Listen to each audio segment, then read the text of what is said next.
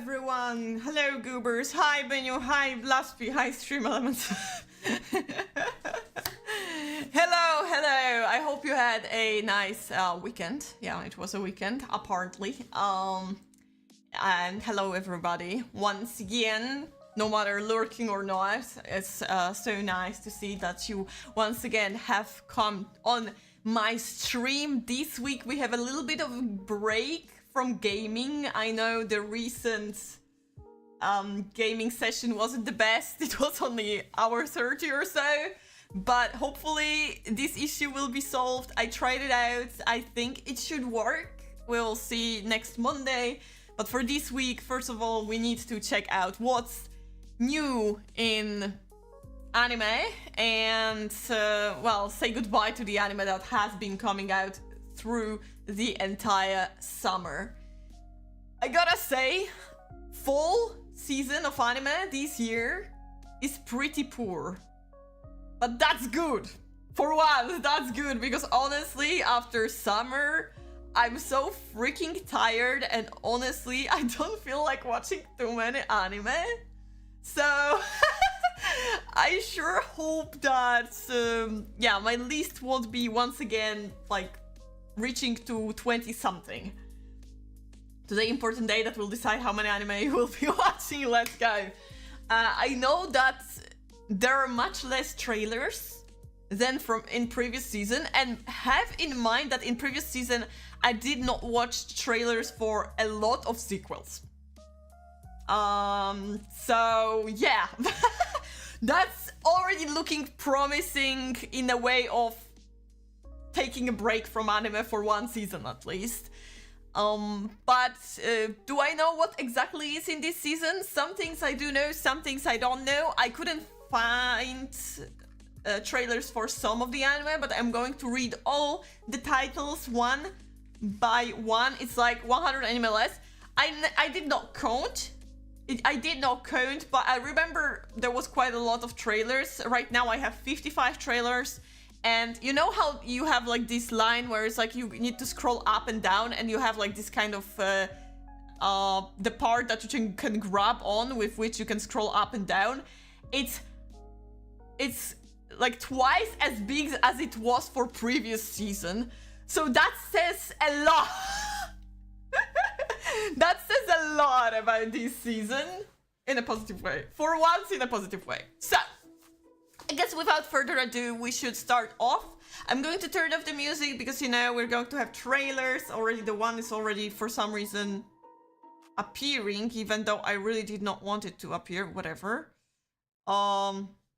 Just hide for now, bro. Chill.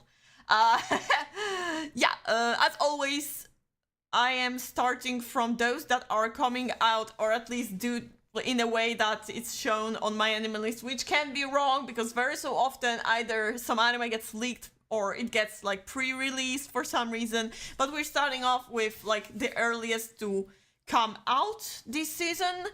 And one more thing, if you did not know, or just someone will stumble upon this VOD and will be like, why the hell you can barely hear anything. I need to check if like the audio, okay.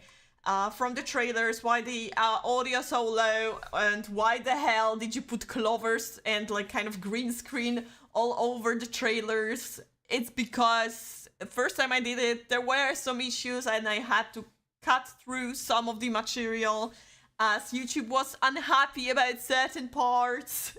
Therefore, to avoid that extra work, I have to censor a little bit of the both audio and visuals.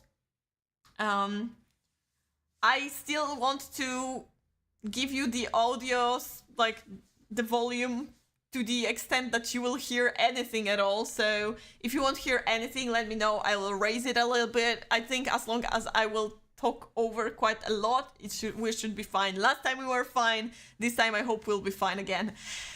Okay, now we can start. So, apparently, yeah, I can see that. Wait, what? September, yeah, September. Some anime apparently came out already in September, but I know nothing about them. They have no synopsis, and honestly, like, only the second one has at least number of episodes and how long the episode lasts. The first one is Bukjon Goragir Sangdungina. Okay, this is definitely not Japanese, is it? Yeah, no, it's Korean. Okay, I have no clue what that is. We have nothing about it, no synopsis, no trailer, so we're skipping that. The next one is Chikyu no Latter. Another one that has no synopsis, no trailer, so we're going to skip that as well. September ones are for kiddos. Yeah, probably. Either for kiddos or very short, no one cares, or it's like promotional something that like is a part of like commercial. We do not care. Next one is Music Tiger in the Forest second season. It's a second season, so obviously I'm not going to show it to you if I didn't watch the first one. Oh, by the way, anytime, at any point, if we're getting to the second season trailer or third season, basically a sequel trailer, I will let you know. I will tell you how long the trailer lasts, so you can like mute, you can hide, close your eyes, do not listen if you don't want to be spoiled. That's all fine by me. I'm going to try my best. I think there is only like 1 or 2 things this season though. 3 probably. So yeah, okay. But the first one, which already I do not have a lot, it doesn't look like it's promising at all.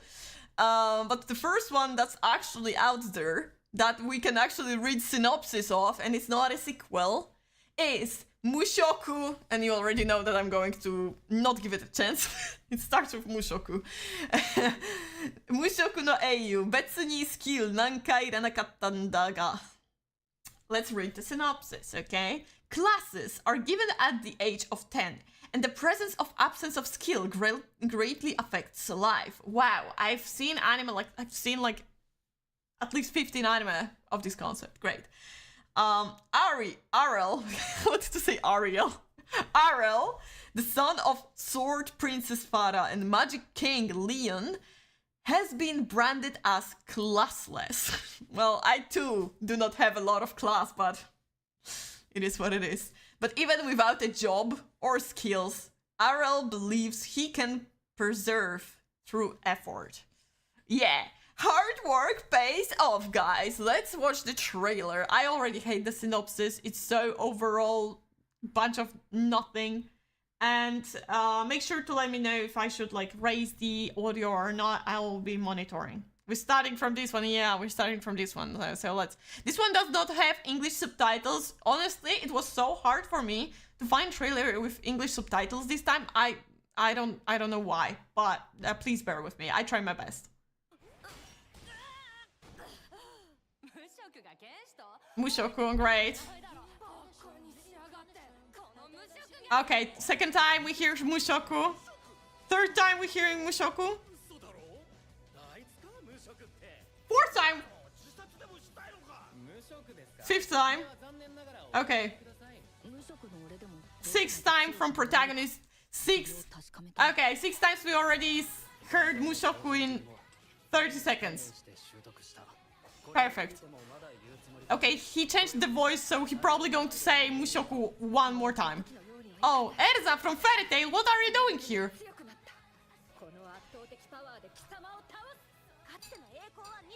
Lucy from Fairy Tail. No, sorry, Lucy had brown eyes, never mind.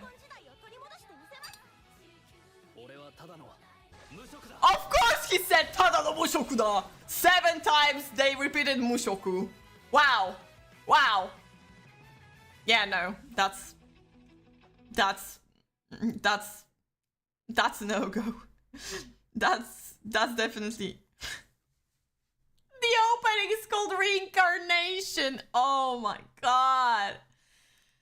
Oh, you cannot be any more obvious, can you? Oh man, that's... I mean, if you... I am wondering who still likes to watch this shit. Like, I understand, like, first 5 anime of the same concept, but this is like 15th, 20th. Who watches this still? Who am I asking? Oh god. Okay, well, isn't that just fantastic? And I already see that either they swapped the dates or I put the trailers in the wrong in the wrong way, but it's fine, it's fine, it's fine, it's fine, it's fine, it's fine, it's fine. Okay, so that was first easy peasy skip. I think, I don't know, watch first episode, and if second one won't be extra good, then I'm dropping the shit. The fact that you watched the first episode is already like, I wouldn't even watch the first episode. The animation doesn't look anything special, the characters look basic as hell, the synopsis is basic as hell. Nothing, literally nothing in here makes me feel like I would want to even give it a chance. But we're going to the next one, some comedy romance. Maybe this one will be good. I know this season is like slice of life romance. This is like dominating this season. So if you like those kind of slice of life thingies, well, that's for you. Not like we didn't have quite a lot in the previous season, and some that were pretty good apparently. Not gonna lie, I haven't finished a lot of anime and I dropped even those that were fairly okay. It's just that I wasn't invested in them that much. So this one is called Yano-kun no Futsu no Hibi. Always reliable and kind-hearted Kyoko Yoshida is named the president of class 2-1. On the first day of school, a boy named Yano Tsuyoshi arrives late covered in injuries. Due to her caring nature, in addition to Yano being seated right next to her, Kyoko cannot help but worry about him and how he got those injuries. To begin with, after cautiously following him home one day, totally not a stalker, mind you, she learns the truth. He is just extremely clumsy. Kyoko soon finds herself constantly worrying about Yano, both at school and at home, not realizing that she is falling in love with him. Armed with a first aid kit, Kyoko makes it's her mission to care for Yano's mishap-related injuries as a romance between the two begins to blossom. And it's based on web manga, actually. It kind of reminds me of this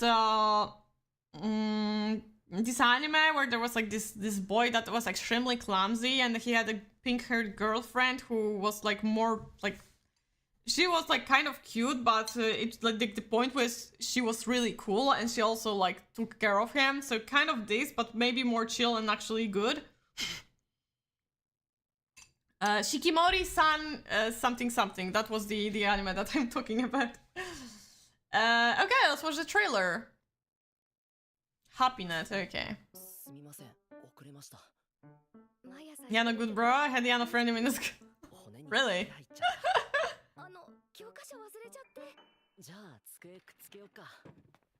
Oh!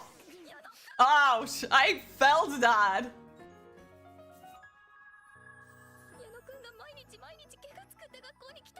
I mean, I'm not that much into like clumsiness. The art style is a little bit different, so that's kind of cool. Damn, a kakkoi boy. That's good at everything. Okay. And voice acting, pretty good.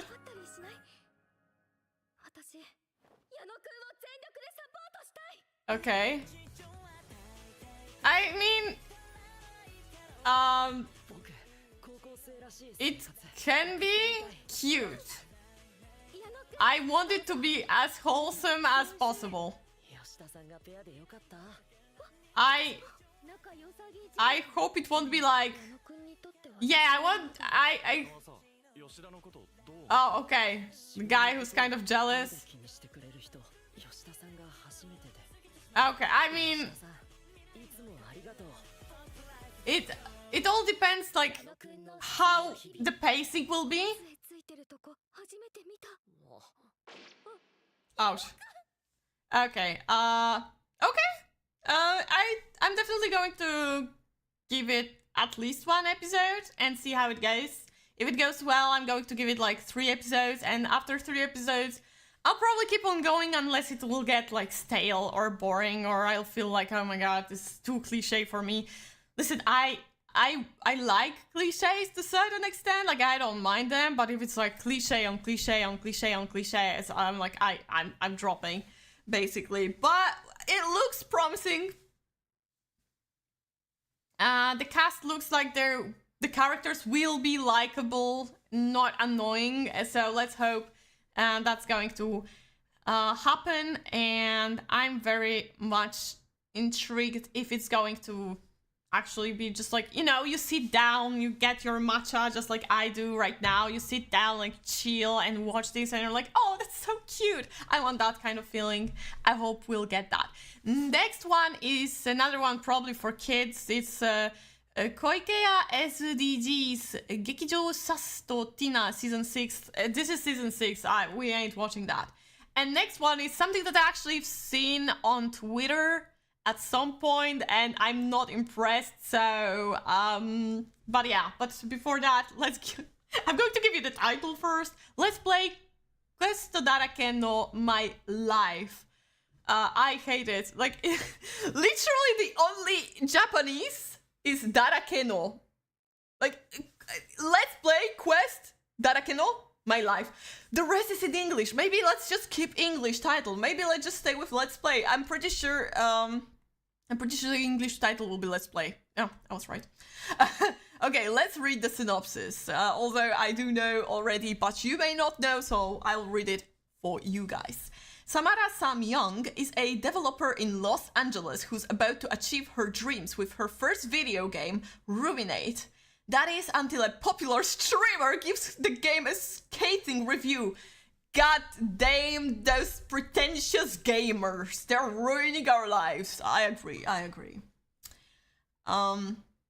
Even worse, Sam finds out the troublesome critic is now her new neighbor. Oh my god, really? Really? We have to be like this cliche? Get lost in a comedic, romantic and all too real story about gaming, memes and social anxiety. No, oh my god.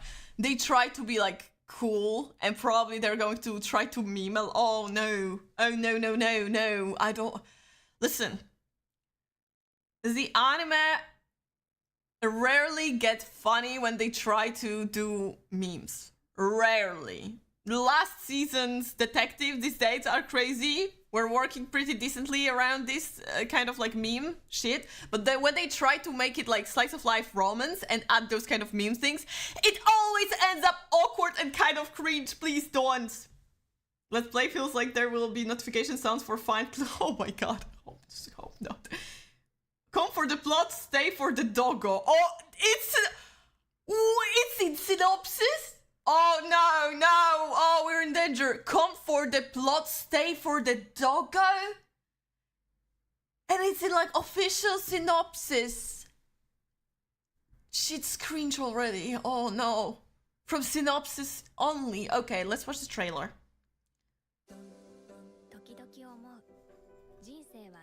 I think it's from like manhwa?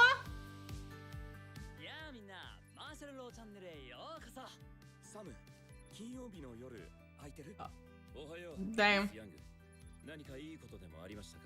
This is reverse harem. They literally presented me three options. Option number 1, energetic asshole, martial law. Option number 2, kind, caring, Link Hudson, who's no one going to choose because the kind, caring, and the most of a green flag is never the favorite of everyone's when it comes to dating sims. And rich and obnoxious asshole, Charles Jones, who is also your boss apparently. Yeah, actually maybe he's not an asshole, but he's rich. He's rich, prosperous, and feels like this one option that in real life would make most sense. But you know who she's going to end up with? The fucking loser gamer boy, because he probably loves the games just much as her. And she'll be like, oh my god, maybe you are an asshole, but you know what? Through your criticism of my game, I could make it better, and I love you. And if that's going to happen, someone tell me, because I'm not going to watch this bullshit. But I'm pretty sure this is how it's going to go. I'm pretty sure this is how it's going to go. They're like, oh my god, enemies to lovers kind of trope. Slay. I can't. Yeah, let me know in the comments of this VOD if this is what's going to happen. Because I'm not watching that. There's no way. Nope. It just screams cliche. I want to see it. Reversed and non-fantasy data life. Nah. Listen, if you like this kind of thing, go watch it. Someone has to if I'm not going to. 2 episodes. Stay strong, Pinyu. Stay strong. Not promising.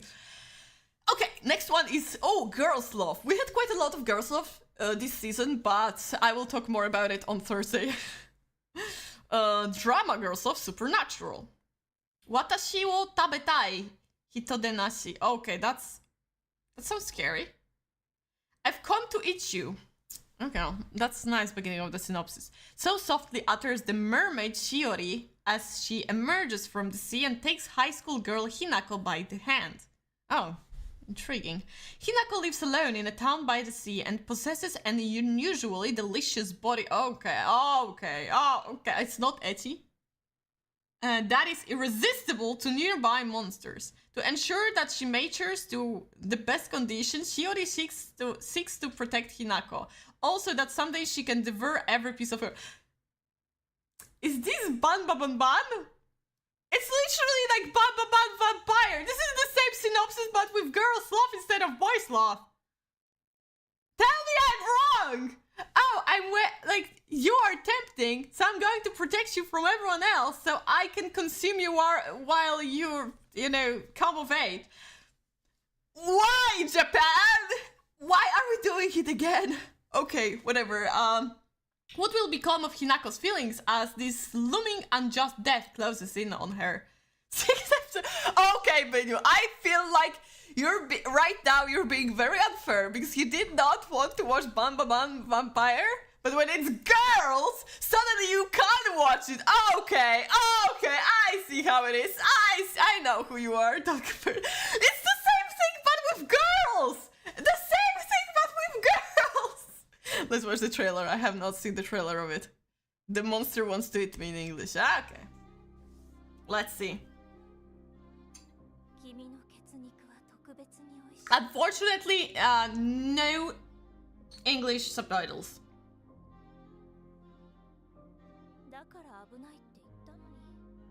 Okay.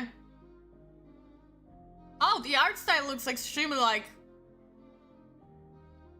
old school in a way. Like I like that. I like that. In a way of like the kind of like I've come to devour you. Okay. I mean, I gotta say, the music kind of gives me chills. It gives me chills, for sure. This is just a VTuber design, isn't it? She looks like a some VTuber. Okay, it kind of... Okay, I gotta say, it kind of looks dope. You know what? It kind of looks dope. I'm going to give it, is there something more? No. I'm going to give it like 1 episode for sure, and we'll see where it goes from there. I'm not saying any more 3 episodes because usually it's like I'm either keep on watching or not. So it's like I'm giving it a chance, or I'm definitely watching it, either 1 or 2, or I'm dropping. Or like I'm not even trying, right? They don't spill my... I mean, maybe there is another trailer. This is the only one that like I found. And I think sometimes like, I prefer those kind of trailers when it like synopsis gives you quite a lot already. They show a little bit visually. It looks kind of good. So I hope there will be like a lot of... I feel like there will be a lot of static scenes, but as long as like the art style will be like drop dead gorgeous, I'm going to be satisfied. So let's see if that's what's going to happen. But let's move on. 2 strat better than 3. Technically, which is something that Studio Orange, I believe like someone from Studio Orange who worked in directing, I believe, anime, said that yes, they do care the most about the first 3 episodes. So technically the first 3 tactics should work. I'm sorry about the... Yeah, okay. Louder. For the crowd behind. Thanks. Woo! Okay, sorry. This is part of my streams. One day I will be rich enough to, set up my my desk, so I will have like this kind of deafening, like those kind of like foams on the walls. So it will like, or at least I will have some wall to put to make it like the sound not come to the microphone, but it is what it is. Okay. Anyways. Let's move on. So this was Watashi wo tabetai hito de nashi. And it's already a second anime on my plan to watch. So, okay. Surprisingly, so far, I already have 2 anime and we only went through 3 rows. Not even full 3 rows. Because the next one is Bukiona Senpai. Kanawa Senpai is considered many things, but smooth is definitely not one of them. Then she meets Kamegawa, her new kohai. Kohai means that's like someone younger than you at work. Someone who's like freshman. Fresh meat. He's cute, a little nerdy, and easy to talk to. How will this awkward senpai be able to handle these new feelings? Okay. So we have comedy romance. Honestly, it feels like a little bit of a nothing burger, but let's see the trailer. I don't think it has English. Yeah. Oh, sorry.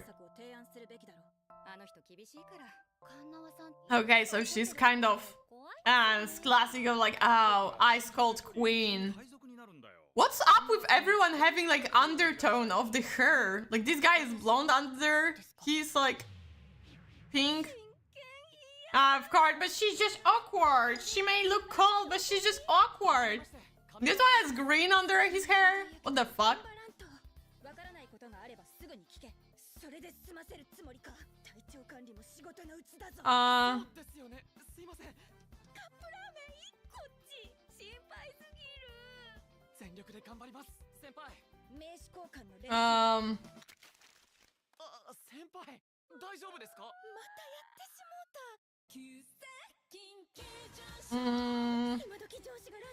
Yeah, I was like, I know the singer, Angela. Okay, that makes a lot of sense. Oh, this is the... Oh, okay, this has purple behind. Oh my god, they're color-coded. Oh my god, she's so cool. She knows how to make PowerPoint presentations. That's so hot. Oh god. She's cute. 3 episodes for her.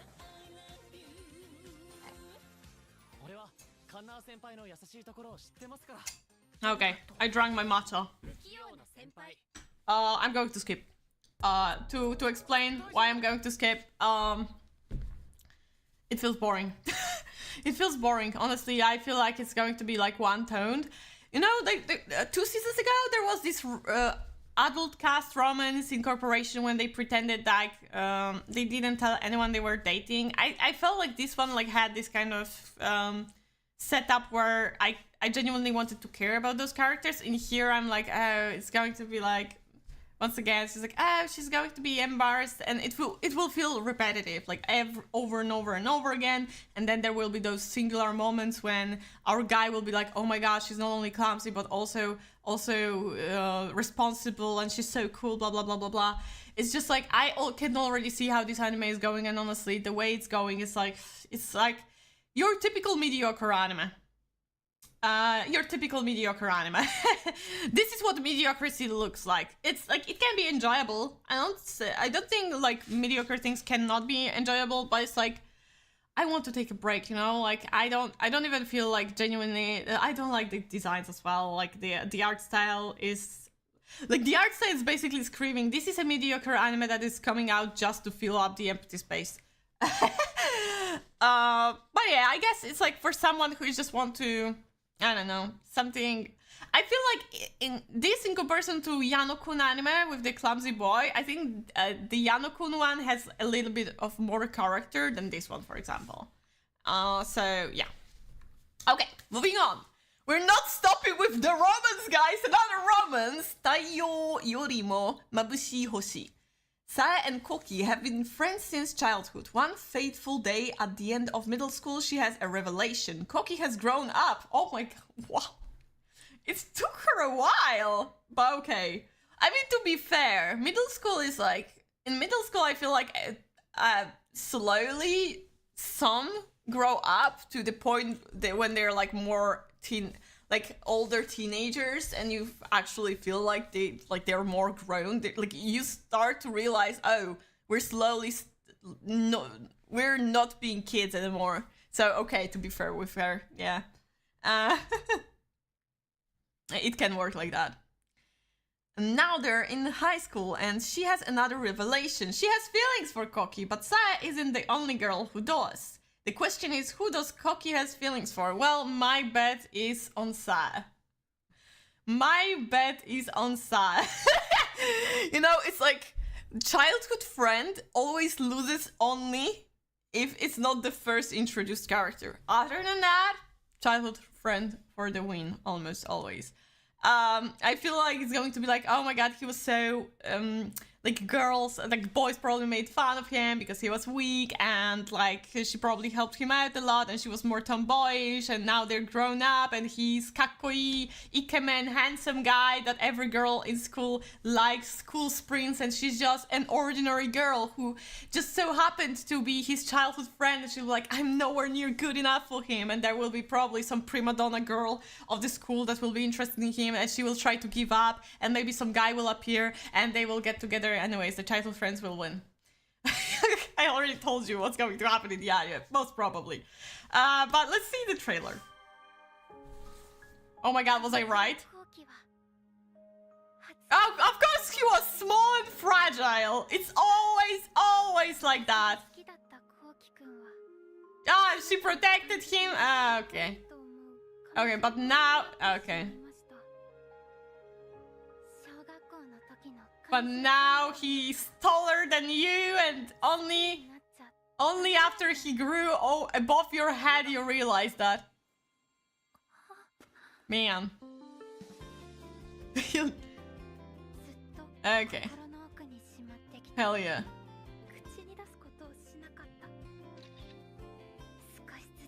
Okay.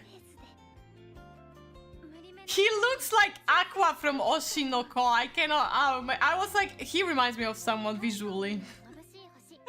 Even the starter is. Okay, you know what? Depending on how the girl will act, like if she's going to be like pathetic, I'm probably going to drop, but I'm going to give it a chance.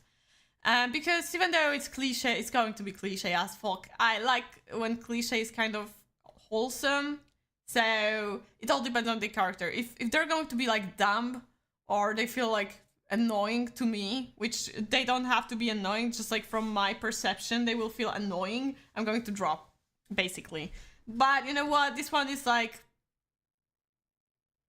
At least we already have a stuff. She's not in denial. I think what I hate the most about cliche is when like, oh no, we're just friends. And of course she will be in denial in front of him, but she, like, if she's aware of her feelings from the very beginning, that saves us a lot of time that I do not like that most shoujo mangas take. It's like when the character, female character most often, is in denial. We're getting rid of that. We're already at the starting point of, I like him, but he probably sees me only as a childhood friend, so... and there is too much of a competition, so I'm still going to try, but very, very slowly. So that I'm fine with it. Childhood friend not make moves, some other girl starts to move, childhood friend thinks, what a bit... Nah, I think in this case, it looks like she's not like that. She's probably going to be like, she's probably going to be like, oh yeah, they fit better. She matches him better because he's so bright and she's so bright and I'm just little nobody. She looks like more of this kind of like Debbie Downer rather than someone who would be like, what a bitch. But yeah, yeah, we'll see where it goes. Probably nowhere in, like, it's nothing will be original in this anime, but you know, if I'll enjoy the characters, if the characters will be likable, there is a chance that I may watch it all. But we'll see. Okay, the next one is actually a second season of Kakurio no Yadomeshi, so we're not going to watch that because I did not watch the first one. Next one is Choufutsu Mahoushoujo Asumi Traverse. Unfortunately, I did not find the trailer anywhere, so I'm not going to give it to you, but it's from Super Normal Studio, and from what I remember, Super Normal Studio is not the best at animating, so I wouldn't give my hopes up, but let's read the synopsis because this we actually have. Mito Hamajo, a second-year middle school student living in Chiba City, has always struggled with being normal. Then, just before summer vacation, a mysterious transfer student, Asumi Chishiro, who dares to say, I'm not interested in normal things, arrives. Okay, that's all we know. We don't have any trailer. I doubt that we're going to get it. Like, if it's going to come out anywhere, I will be surprised though. Yeah, let's skip through that and move on because it's not like I have trailer to show you.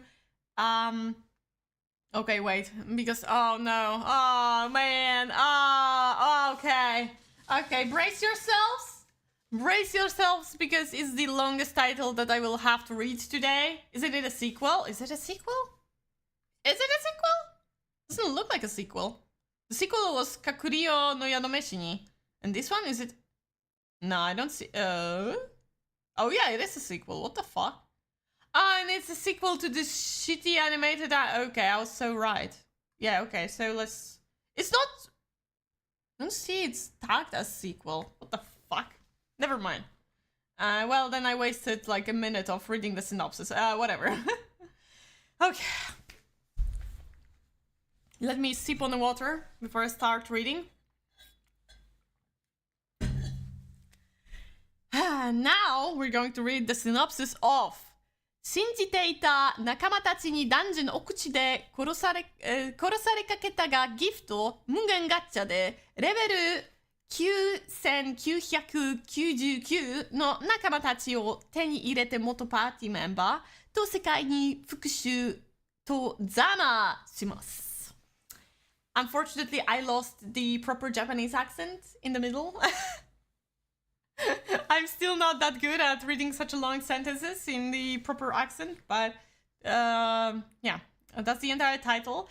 Or if you would rather listen to English version, it's My Gift Level 9999 Unlimited Gacha, backstabbed in a backwater dungeon. I'm out for revenge. Wonderful. Let's read the synopsis. When Light is kicked out of the Concord of the Tribes, his former comrades instantly turn on him. Here we go again. Another one. You know what would be fun? You know how there is this anime that I think is even coming out this week, Isekai Quartet, when there's like, you know, high school setup or something, school setup, and we have like all the characters chibified from like the most popular isekais. This should happen, but with all those guys being kicked out of their parties and forming a brand new party. They're all... I mean, how many this has come this far being kicked out of the party, and then a sudden realization, oh my god, he was actually the most powerful being of our party, and now we're fumbling. Okay, let's keep on reading. Light escapes this diabolical act of betrayal by the skin of his teeth, only to find himself in the deepest part of the abyss, the most dangerous dungeon in the realm.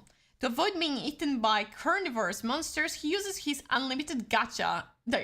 Dude, I wish I had unlimited gacha like in Uma Musume or like, you know, gacha games. Sounds kind of broken, to be fair. His sole magical skill, but where it previously only produced junk items, this time Mei, a gorgeous level 9999 fighter in a maid outfit, because why the hell not? And I can already see she looks like Hestia from Danmachi for some reason. Okay. Springs forth. Fast forward 3 years and Light has carved out his own kingdom in this backwater dungeon, summoning more beautiful He's summoning waifus. Level 9999 warriors. Yeah, warriors, waifus. They made a mistake. It's typo in here. Who were absolutely filthy to him. Now a powerful level 9999 overlord himself, Light plans to ascend to the surface and take revenge on his betrayers, one by one.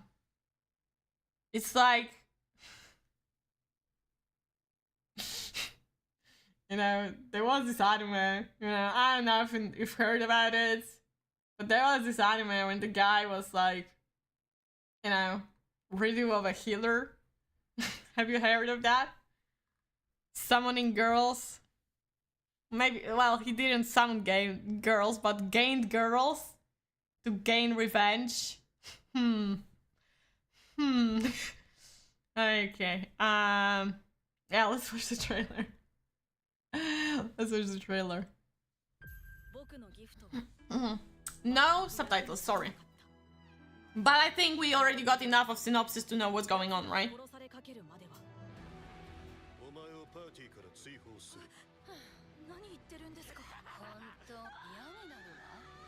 It is a redo of a healer.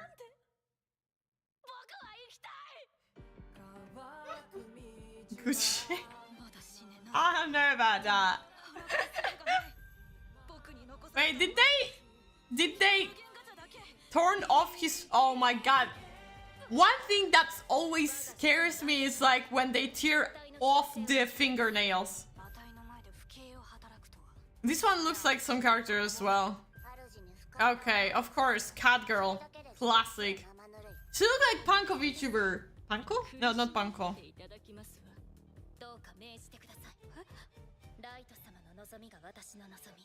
But this is Hestia! Hestia, what the hell are you doing in here?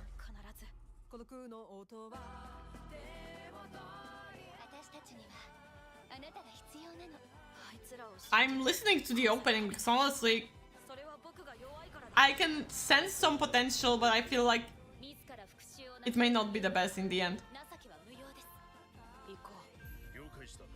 Cat VTuber? No, that was like a raccoon VTuber, Blue Herd. She was, I think, in AN when it was still existed. I'm sorry, I can't, but it's like... Nah, wait, let's finish it. Okay, that's it?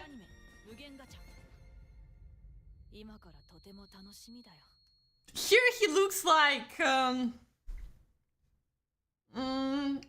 oh my god, what was his name? The protagonist was from Black Clover, like Black Clover.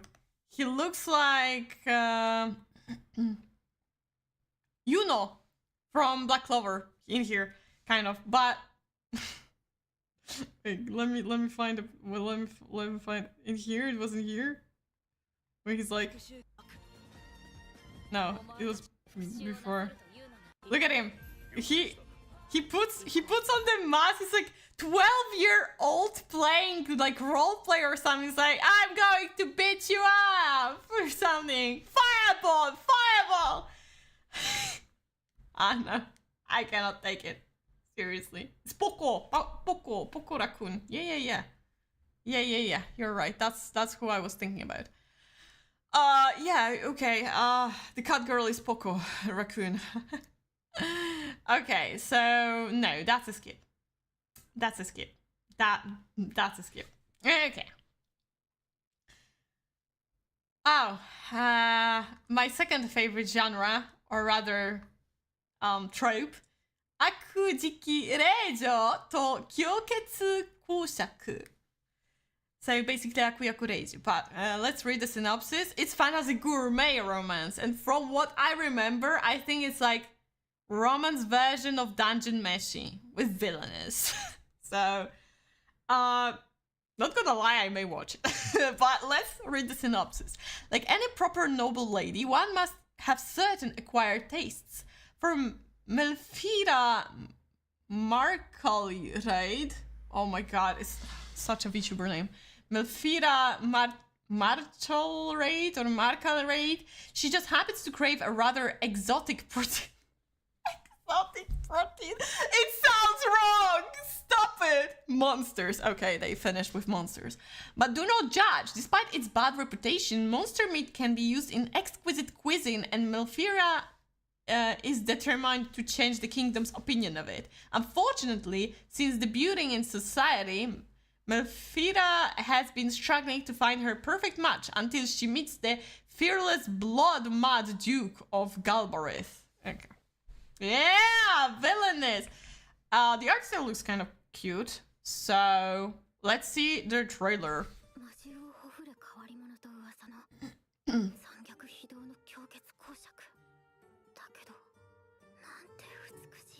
Oh. It's kind of like reverse thing. So Dungeon Meshi ran, so this anime could even walk.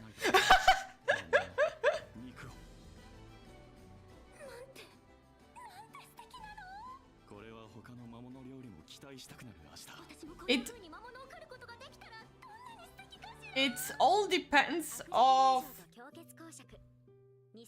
the concept itself is not bad. Like, yeah, sure, it's kind of like dungeon meshy, but mixed up with like romance. I'll give it a try. But I feel like if the characters will be too boring or like the dynamics between them, because in here we didn't see much, right? If the dynamics will be boring between them, I'm going to drop. And I feel like it's going to be visible pretty soon, early on in the show. So hopefully I will not have to suffer through too long. Yeah. It looks fine. It looks fine. I'm not like they didn't show much. The description is like very, probably it's going to be like every episode is going to be different kind of dish, just like in Dungeon Meshi. Maybe later on it will be mixed up with some plot to make a finale of the season. Who the hell knows? I'll see where it goes. And if nothing comes from that, I'm just going to drop. Then we have next on the list Hyakusho Kizoku 3rd season, which is something I'm not going to watch because it's 3rd season. But if you are interested in that, this is actually an anime that's like about Arakawa Hiromu, the creator of Full Metal Alchemist. So she first made Full Metal Alchemist, then she made anime Gin no Saji, which is about agricultural studies, which is fun anime, by the way. If you did not watch it, I recommend it to you. She really knows how to write fun stories. And she did this anime, or rather manga, based on her own experiences living in the farm in Hokkaido with her family. And later on she started, or maybe at the same time, I don't know, she also kind of started like doodling her own manga about her own experiences on this farm. So basically Gin no Saji is anime-fied version. This one is more personal. Funny cow. She always drew herself, her persona, her mangaka persona as a cow. So everyone knows her as this funny cow. So it's just as a fun fact. There will be a new anime coming out based on her newest manga, which I'm very excited about, but it's not this season, unfortunately, not yet. Hiromu Arakawa is amazing, fantastic, wonderful. If you did not watch Full Metal Alchemist for some reason, go watch it. If you like slice of life anime, Gin no Saji is kind of like tame version of Grand Blue. That's how I would call it. It's like a tame version of Grand Blue. Okay, the next anime on the list, which I have trailer for, but honestly it's kind of not much. But I think I have the trailer. Oh no, I don't have trailer for it. But I do have synopsis. And it's Comedy Gourmet. Nohara Hiroshi, Hirumeshi no Ryugi. This series follows Hiroshi Nohara's ultimate lunchtime philosophy. Oh, that sounds deep. As he carefully selects and enjoys his midday meals within the constraints of a limited budget and break time. But it's not just about savoring food. Hiroshi delves into cooking trivia, preparation methods, and the everyday dilemmas of a salaryman. From debating whether to treat his juniors to lunch, to finding quick meals between sales meetings, and even venting about his boss. The series is packed with relatable moments for working professionals. Honestly, I do not miss corporate work, so I don't think I want to relate to him. But synopsis sounds genuinely fun. Like it feels like a slice of life with a little bit of like dedication to the food specifically. And I feel like for Japanese people specifically, it's a very hit home kind of series. As you know, I've been to Japan. I've been there only for a few days, but for how long I've been there, it's true. Like you go to some ramen place and you see a lot of people in suits eating quickly, then running back with their suitcases to work. What I can assume only. So it may feel like this lunch break for them is more meaningful than for us in Europe or in America.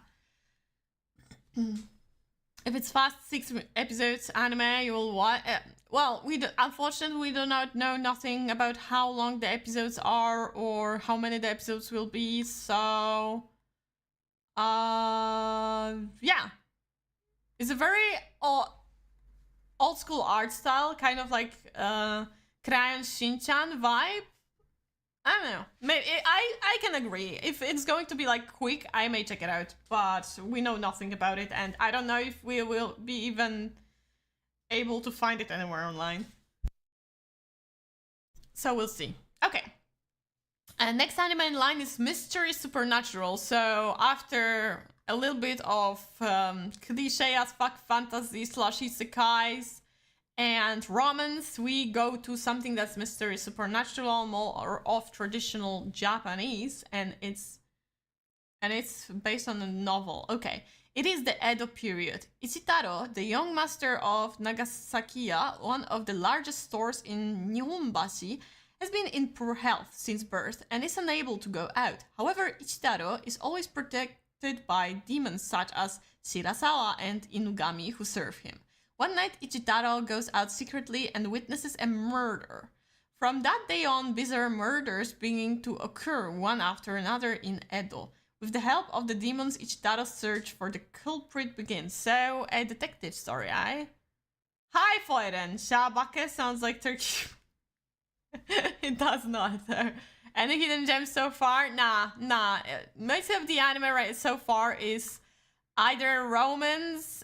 There is one Girls Love Supernatural that looks promising. I love that it's kind of like Banbaban Vampire, but it looked kind of like intriguing. Watashi o tabetai hito de nashi. But I feel like now it looks intriguing and it will, like, instead of being like, it could go into like a little bit of a creepy territory at times, but I feel like it's not going to. But other than that, I don't think like anything would feel like unique. Quite a lot of romance, slice of life though.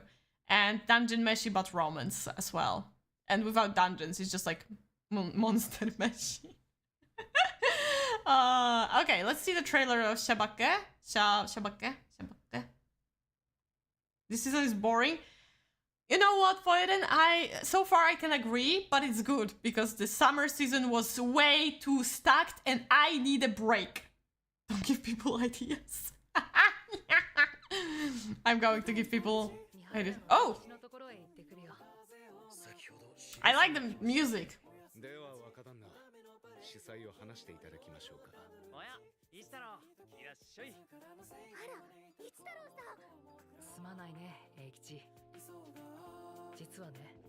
That's vibe. That's a vibe song. Oh. Summer was hot? Yeah, summer was hot. Not in temperature though.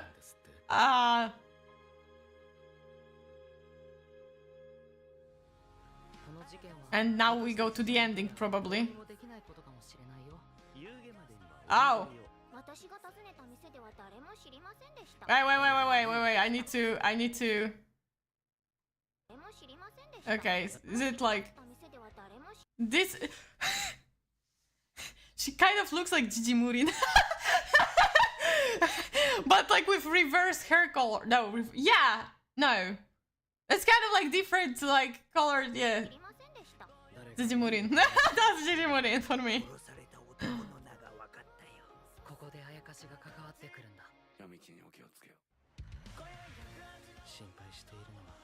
Is it Kafun? Is it Eve? I need to check if there's any info about opening and ending. Maybe not, maybe it's Tatsuya Kitani?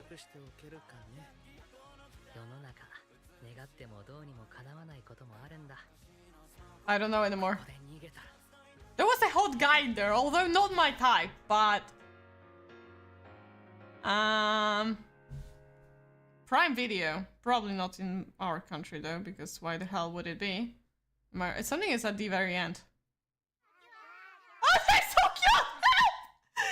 Oh my god, you don't see them probably, but they're like small Oni running. That's adorable. And oh sorry, stop. And I think those were of the guy who was kind of handsome. So You know what? You know, to see those little cute goobers. That's a better shot. Yeah, right? Wait, let me check. Yeah, for a moment, like not the opening of the other one. Kujira and Kafune. What they sound like Tatsuya a little bit, but it's Kujira and Kafune. I knew they were written like Kujira and Kafune, but But yeah, Kujira even through like the...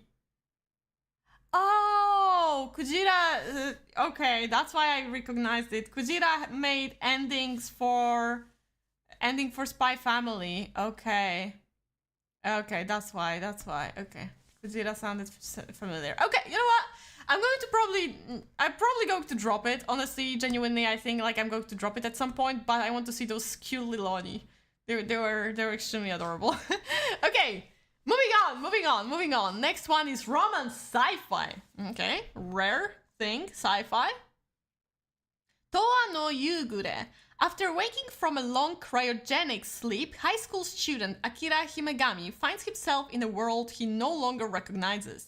The city lies in ruins from war. Society is now governed by an organization called OWL, and traditional marriage has been replaced by a new system known as LC. LC? Okay. As Akira struggles to comprehend this drastically changed future, a familiar figure appears before him, Yugure, who bears a strong resemblance to his girlfriend Toasa. To his shock, Toasa, okay, period. To his shock, Yugure smiles gently and proposes, Akira, please marry me. Okay, that's very straightforward. Confused by her sudden proposal, Akira agrees to travel with Yugure, holding on to hope that somewhere in this world the real Toasa is still alive. I mean, if he's alive, there is a chance, am I right? Along their journey, they encounter the evolving forms of love in this new era and reflect on what their bond truly means. Toa no Yugure, good potential from 0 episode. If they won't fuck up, then it's a good show. Wait, so there was like there was an episode already? Oh yeah, episode 0 of Toa no Yugure. Mixed feelings, not recommended so far.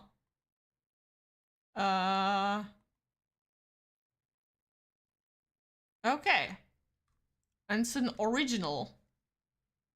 Okay, it's an original. We have the first original this season, I believe. So let's watch the trailer.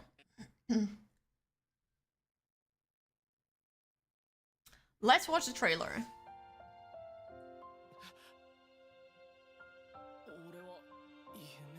Okay.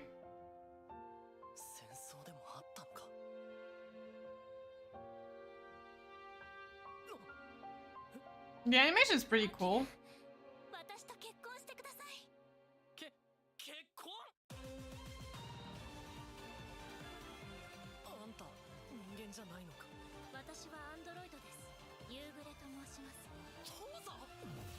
This art style reminds me of something. I don't know what though.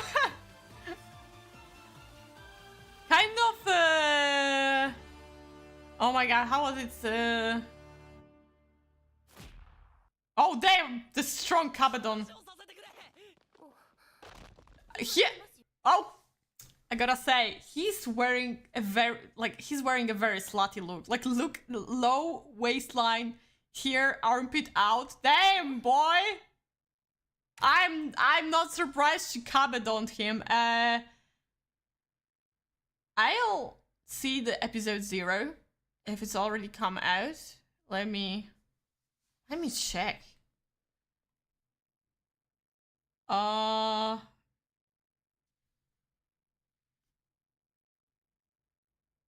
I don't see shit. I don't see shit.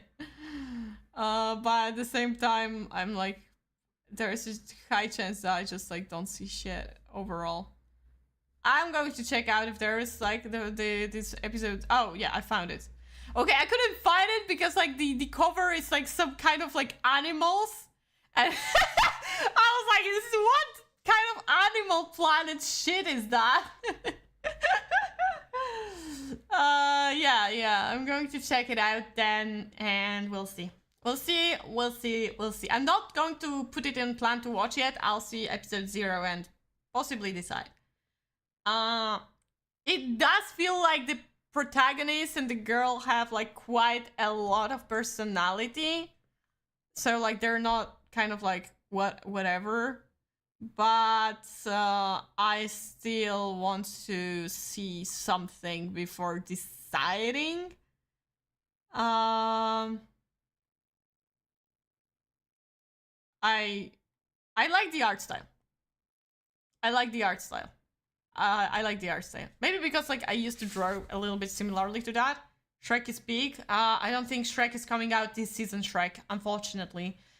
From what I've heard, Shrek 4 has been... 4? No, 5th. 5th, my god.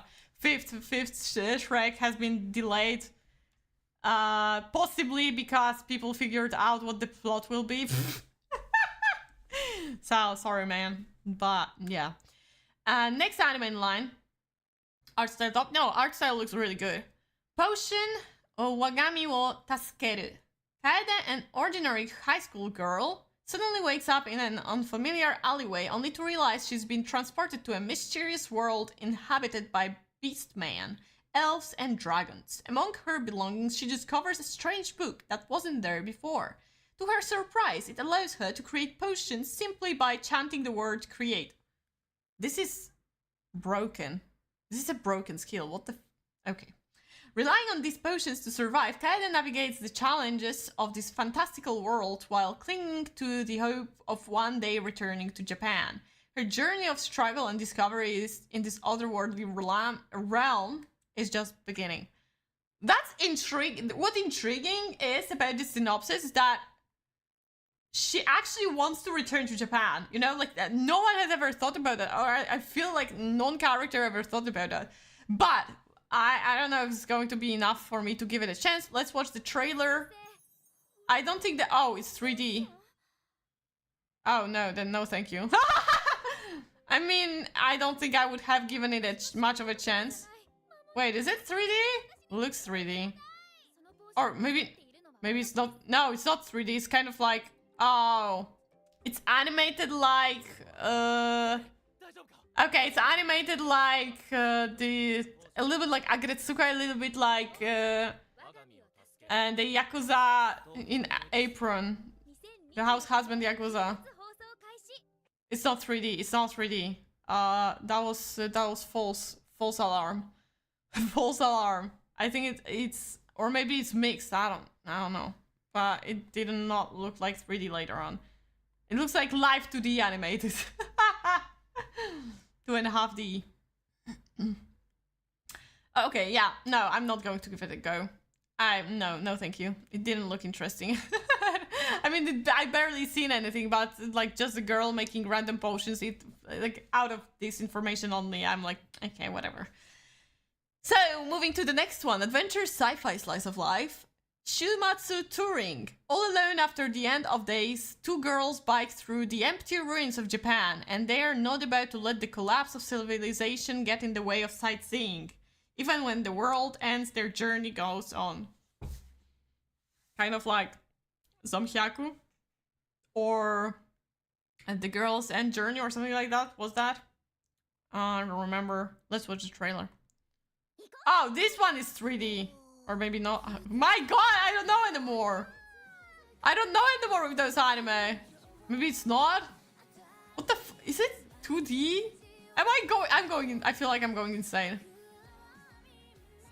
No, this is 2D. But I swear to god, it was 3D for a moment.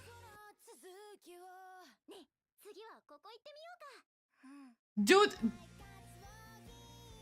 This art style kind of reminds me of like cuter version. Never mind. I changed my mind. Never mind. I'm taking it back. Thank god I didn't finish my thought.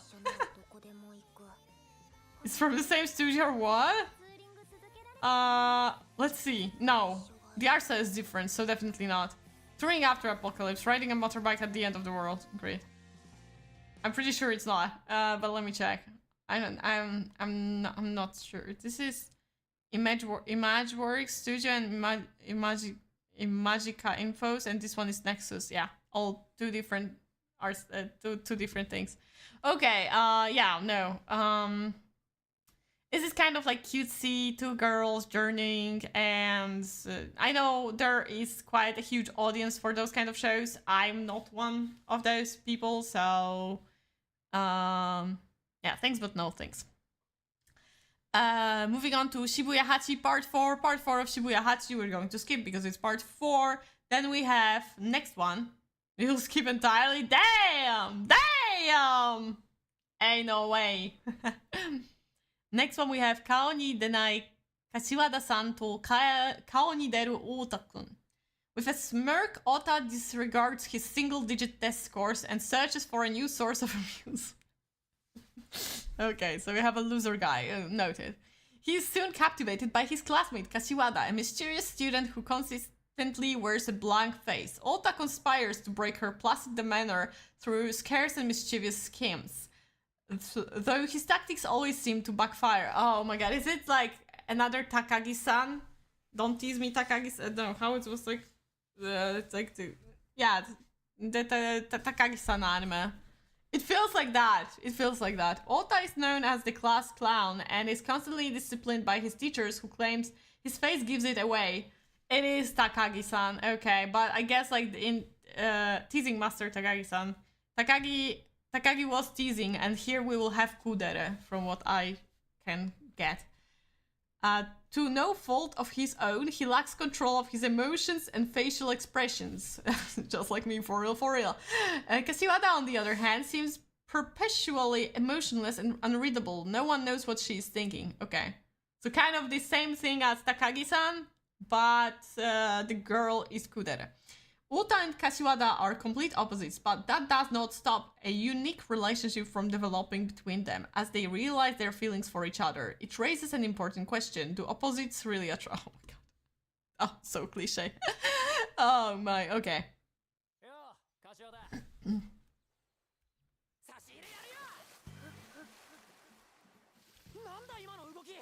Dude looks like Bakugo.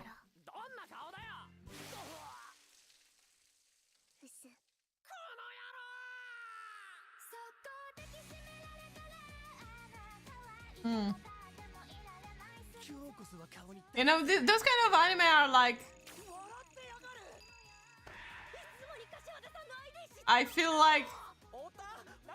Oh, whoa, whoa, whoa! This is the same guy from this romance anime that ended this season later. Oh my god, I'm so sorry, my bro. You will grow up into looking like a delinquent, and girls won't like you, but there will be one girl who will come to your cafe and buy a lot of cake and eat a lot of cake, and you will grow to fall in love in her. It's literally the same character. Yeah, coming and communicate. Aren-san. The problem is I'm not that much fan of kudere characters.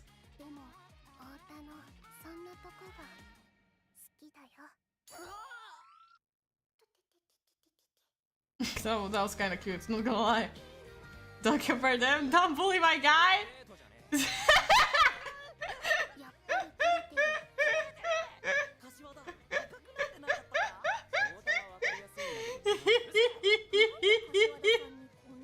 I can't.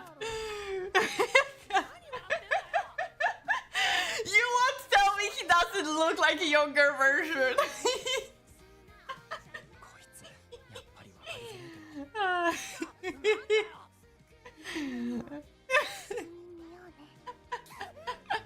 I'm ruthless.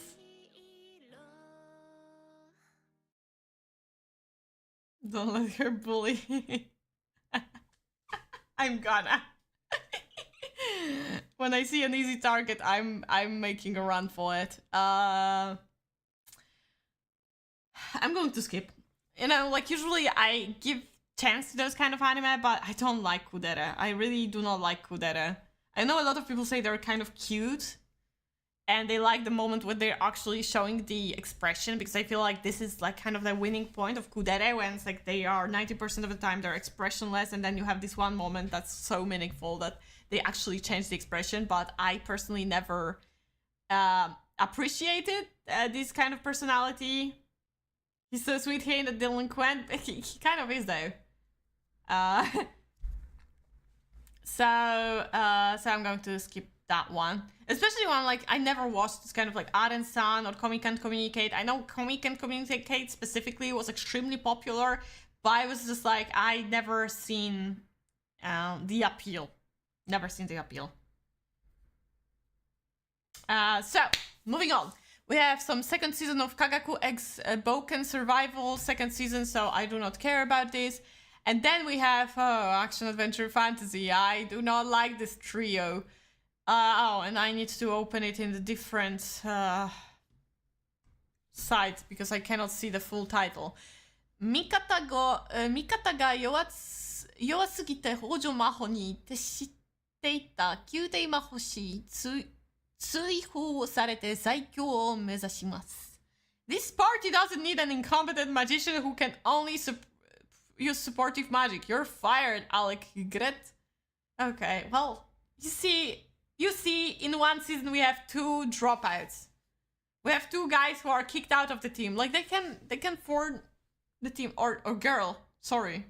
No, wait, girl? Boy? Who the fuck is Alec? No, it's a male. Okay, I'm safe. Komi was bad for you. Okay, that's interesting. You're like the girl from the school next to his? Yeah, I am an asshole.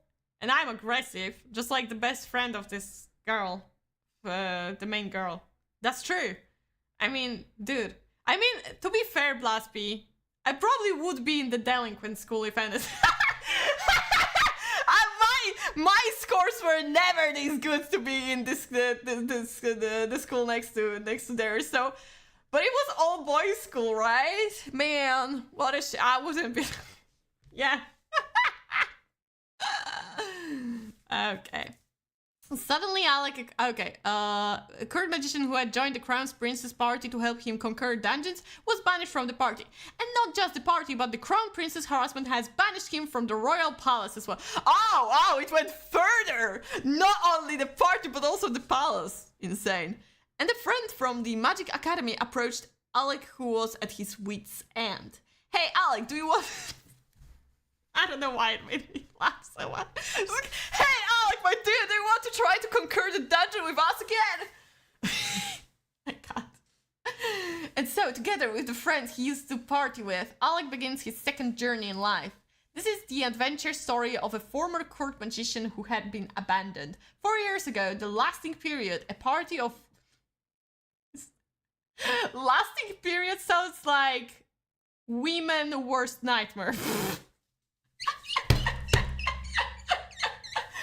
I feel awful for laughing at my own joke, but...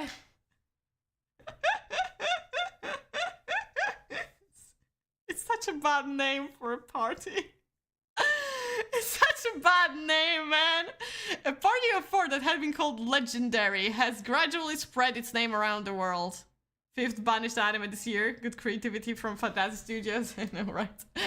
It's from Kodansha. I wouldn't expect anything else. They don't go for originality. They go for mass.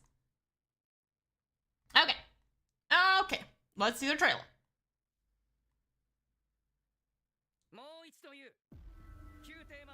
And it's... Bro!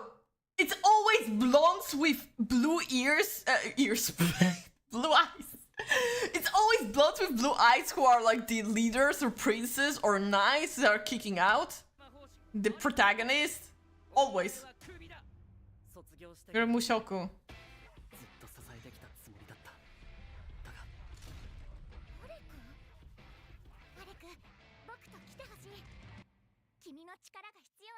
Yeah.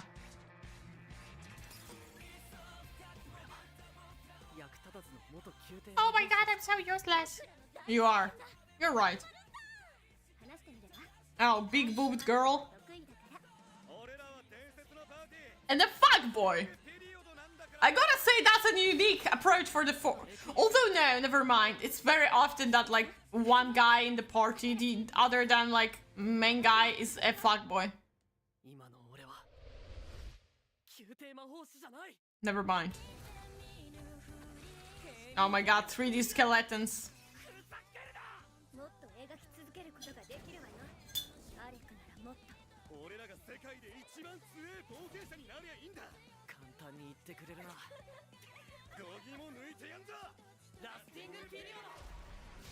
I can't. Lasting period.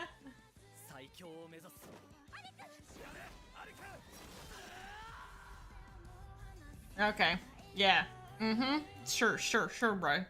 I am not going to watch that. There's no way in hell. This trailer already wasted a lot of my time in life, so moving on! Moving on! One episode to watch boobs, that's... Okay. Fair. 最後に一つだけお願いしてもよろしいでしょうか?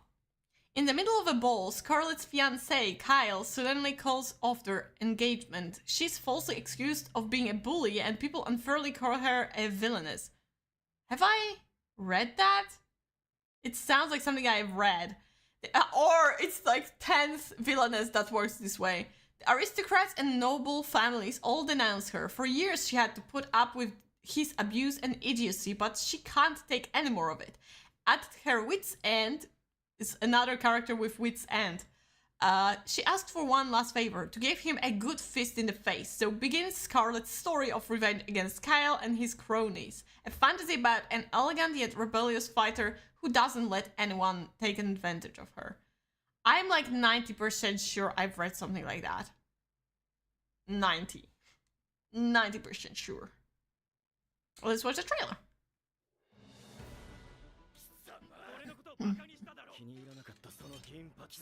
But then again, like this one villainess from like 2 years ago had like similar vibe going on. But okay. Okay, she kinda hot. Okay?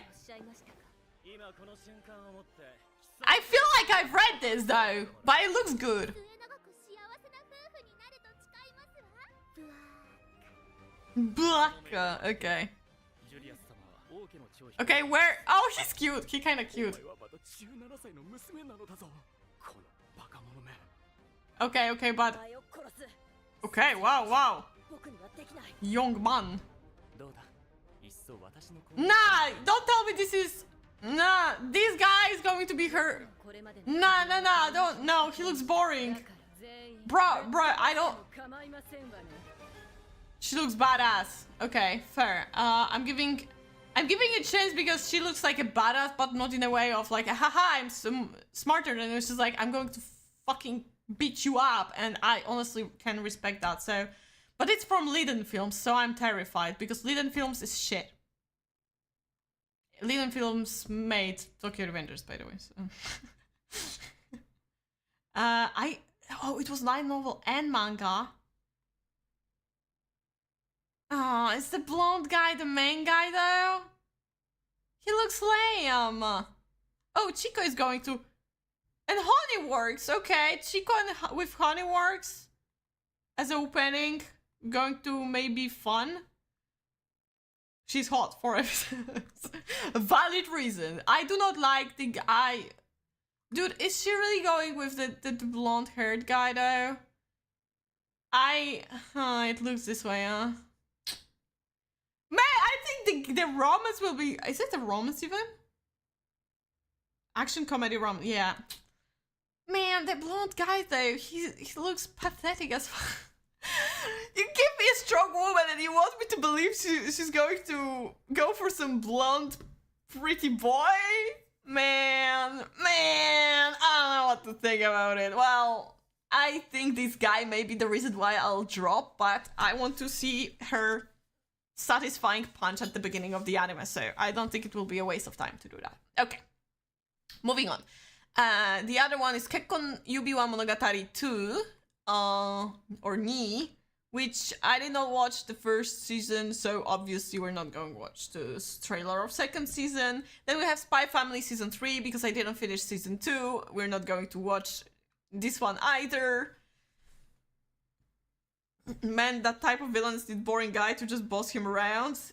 I don't want the guy to be powerful, but I want him to be more interesting. This one looks like a princey type. I think like I don't mind her having like a weak guy, but this one looks just like boring, you know? It's like boring extremely like intelligent prince who will let her do everything, and like I feel like he's going to lack any kind of personality, you know? That's my issue. Like I'm all for the man being weaker than the girl, the woman, but in this case I'm like I don't know about that one, fam. Then we have Ganglion, or however you read that.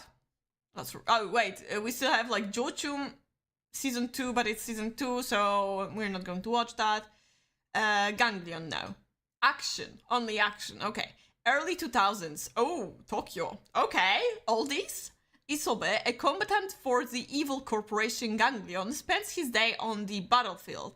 Whether it's the Tokyo Cedar Pollen operation or the Mount Fuji demolition plan, he faces off in nothing but a bodysuit, only to be crushed by the hero Hopeman time again. As he struggles under unreasonable bosses during the dawn of compliance, his story unfolds. A workplace drama dedicated to all who work following the bittersweet life of a salaryman soldier. What? Okay. Do I have trailer for that?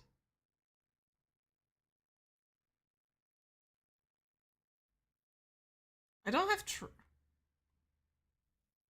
give me a moment.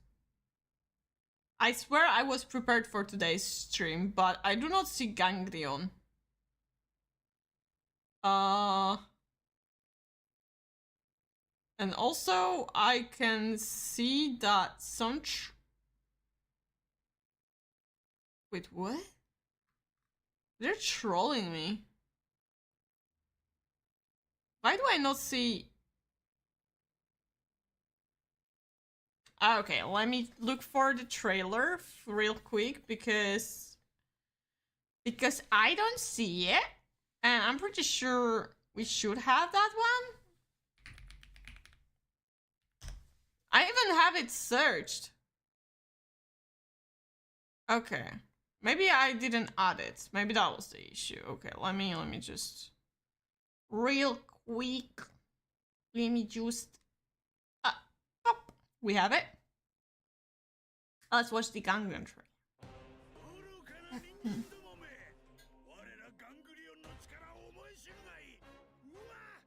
Okay.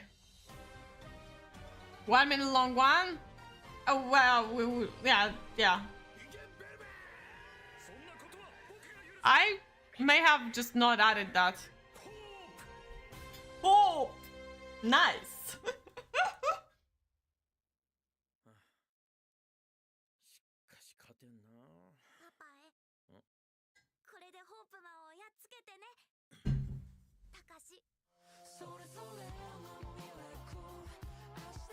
Vibe song.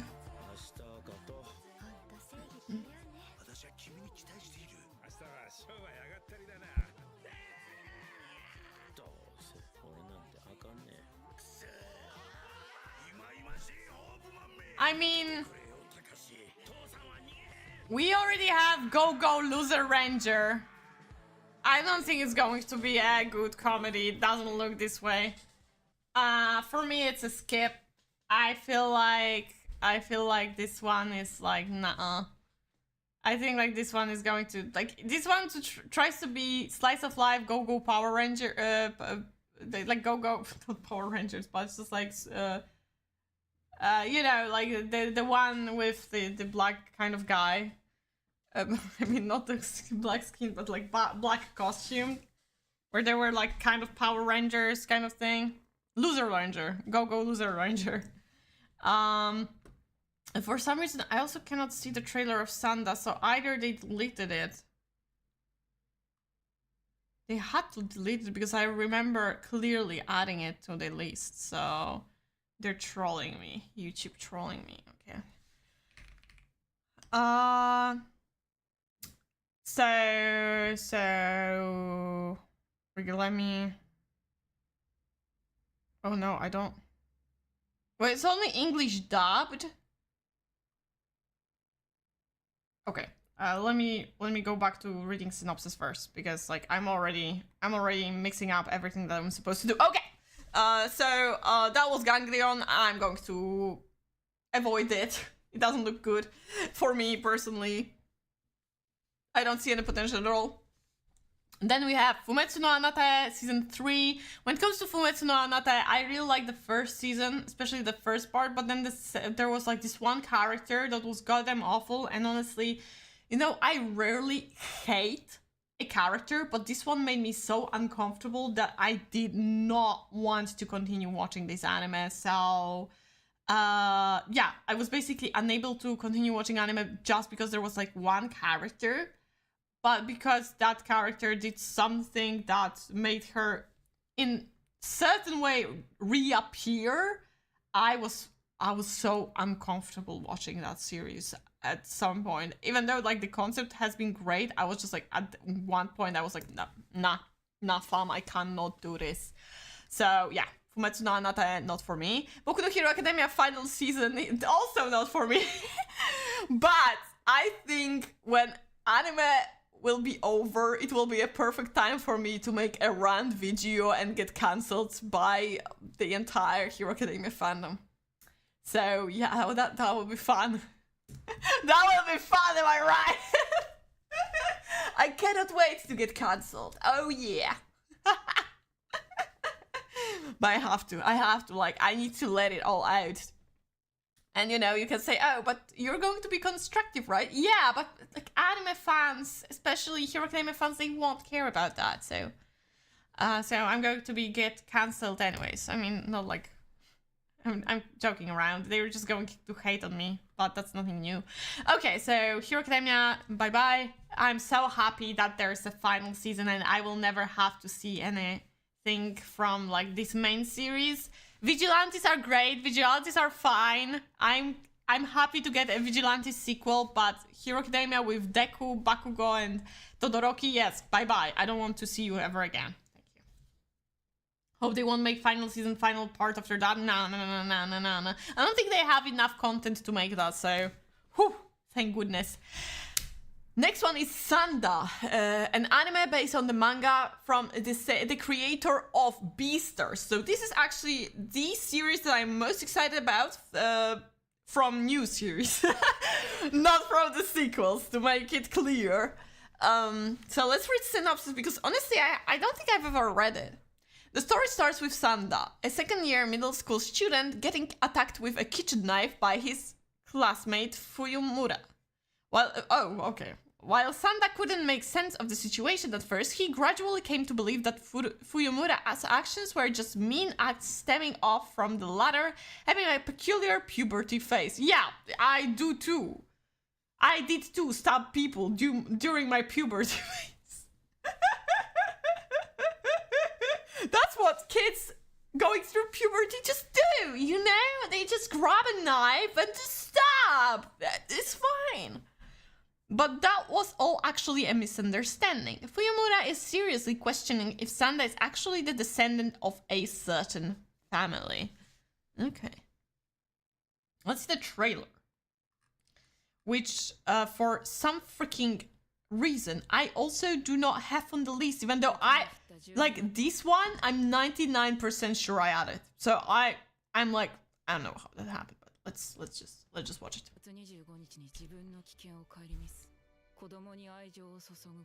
Is it classical music? Yeah, it's a classical music. I love it. Dude, I cannot. Oh my, you know what I'm the most excited about? A lot of people were like, oh, I wish Beastars were in 2D. And now we kind of get it. Oh my god. Oh, it looks so good. Holy. Okay. I'm happy that I said it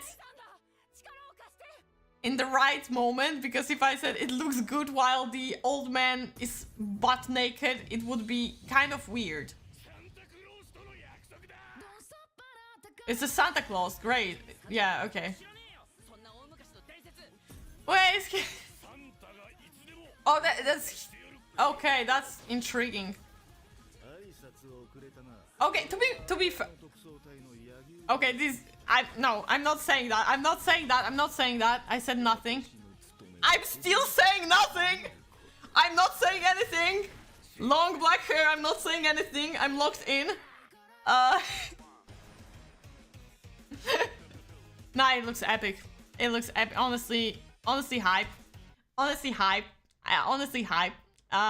Excited about it. Very excited about it. I think it's like the only anime that I'm like excited about that is like a new anime. And holy, I'm not saying anything.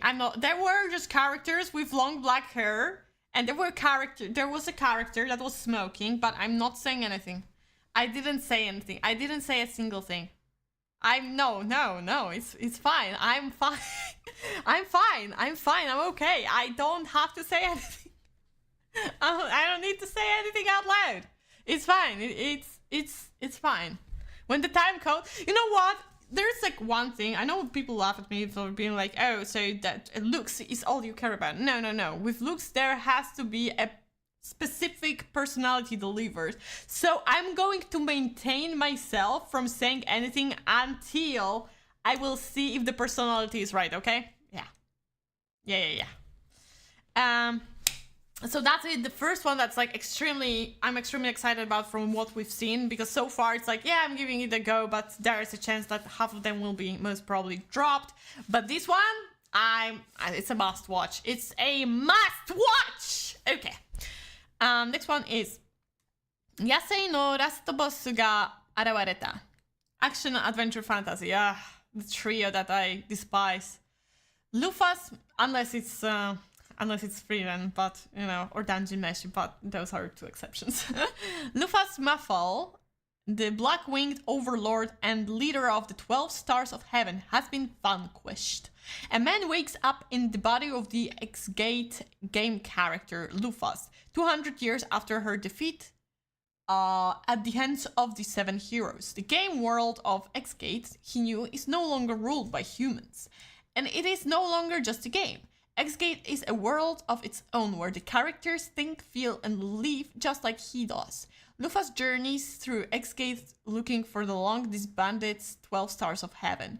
Lufa's, oh my god, this synopsis is like Lufa's is without country, army, or allies. A question remains, what is the real reason an ordinary man was reincarnated into X-Gate as Lufa's? Thank you for repeating Lufa's over and over and over again. Do I not have trailer for that? Maybe I just skipped the entire line. What the fuck is wrong with me? Let me find the trailer real quick.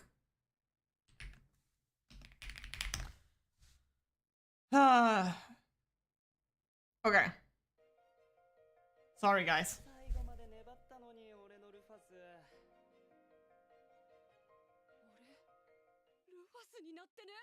I mean, he turned into a woman. That's kind of, you know, I've watched enough of hentai to know where this is going. Nah, hope not. Remember, if you say she's hot, that's gay. Feels like classic is the guy, but slightly better than others in quality. Okay. I mean, the animation doesn't look too bad. I gotta admit. Like, it looks pretty decent. Like, it looks above the mediocre type of art style for sure. A little bit above. Wait, that was a little girl from No Game, No Life. That was Sheepscene. Wow. Insane.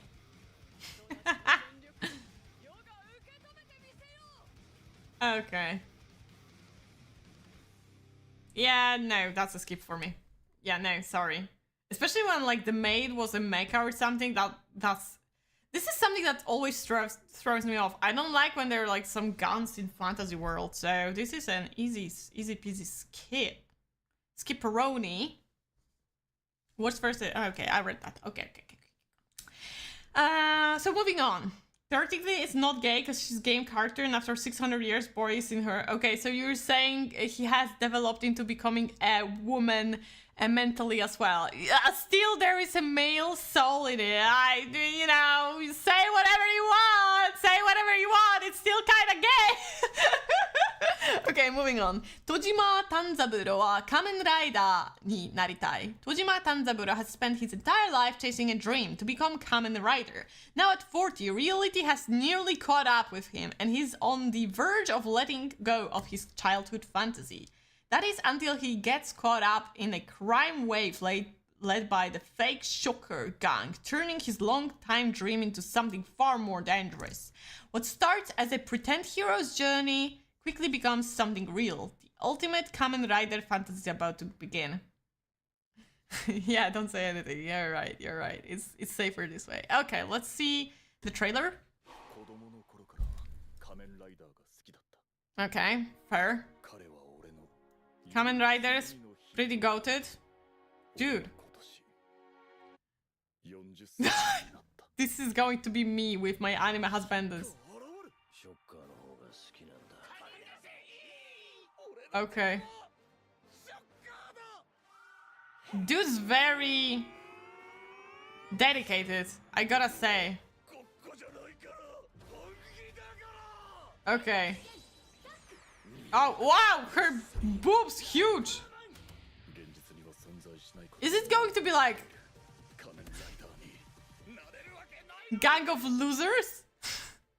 Basically?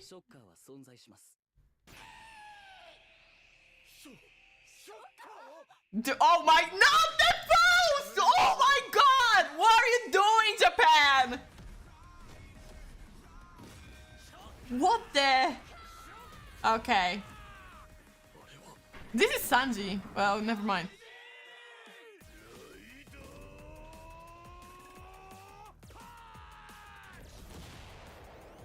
Okay. Huh. Okay. I'm going to check it out. Fable and Trillionaires art style. Yeah, what scares me is once again Liden films, but I'm going to see an episode.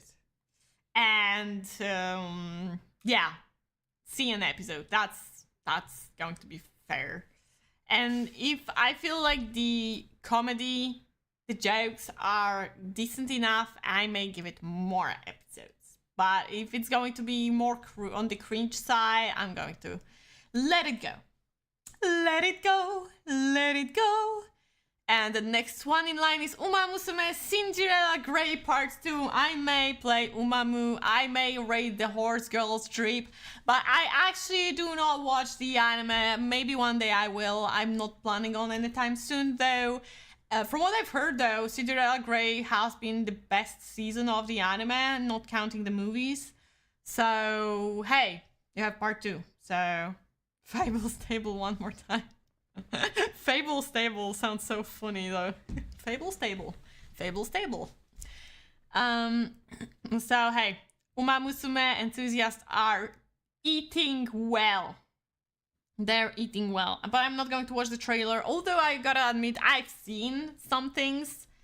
But yeah, I've seen the Umas of this season of part 2. They have insane names. Like I don't know who would have thought about naming a horse like that, but when you just saw it from the movies and Cinderella, then well, not worth watching 3 seasons. Yeah, but I'm like kind of like petty, and I feel like I need to watch all the seasons. I was the same with Full Metal Alchemist. I wanted to watch the first one that did not go well with manga before going to Brotherhood for God know what reason, but I did that because I wanted to. Nice Gyaru in part 2. Michelle, no, that was Michelle my baby. No, that was not Michelle my baby. No. Dude, I obey your master is the craziest horse girl. Yeah, Michelle my baby. Oh my god. I'm a professional when it comes to Uma Musume. Like, I know them all now. By now, I can call myself a very knowledgeable person when it comes to Umamu. Oh my god, I cannot believe that I remembered the name right. Michelle, my babe. But, like, no, but for real. Freaking obey your master?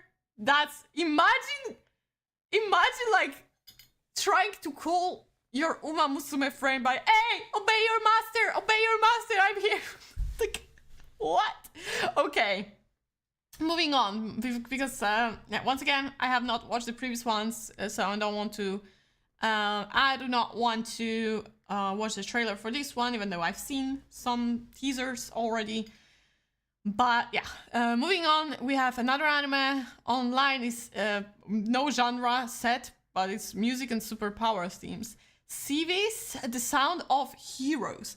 Civis is a co-ed music group led by Yosuke, shaking up the global music scene with their unmatched vocals and performances. However, they are actually heroes in disguise, battling against mysterious forces threatening the world. They convert audience energy at live performances into combat power. Luckily, the battles appear to be ordinary concerts to the public, keeping their identity a secret.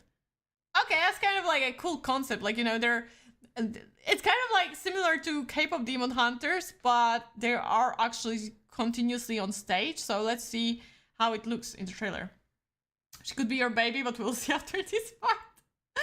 We got some fan service in this season. Let's go. Okay.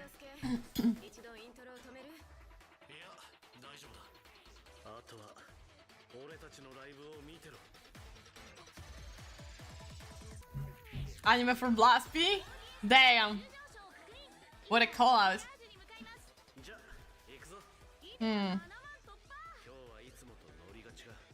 Okay, I see no interesting character.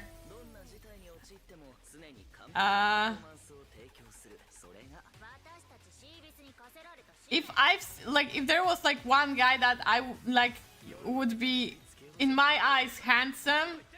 This one though, the short-haired one, reminds me of one of my OC from Tokyo Revengers.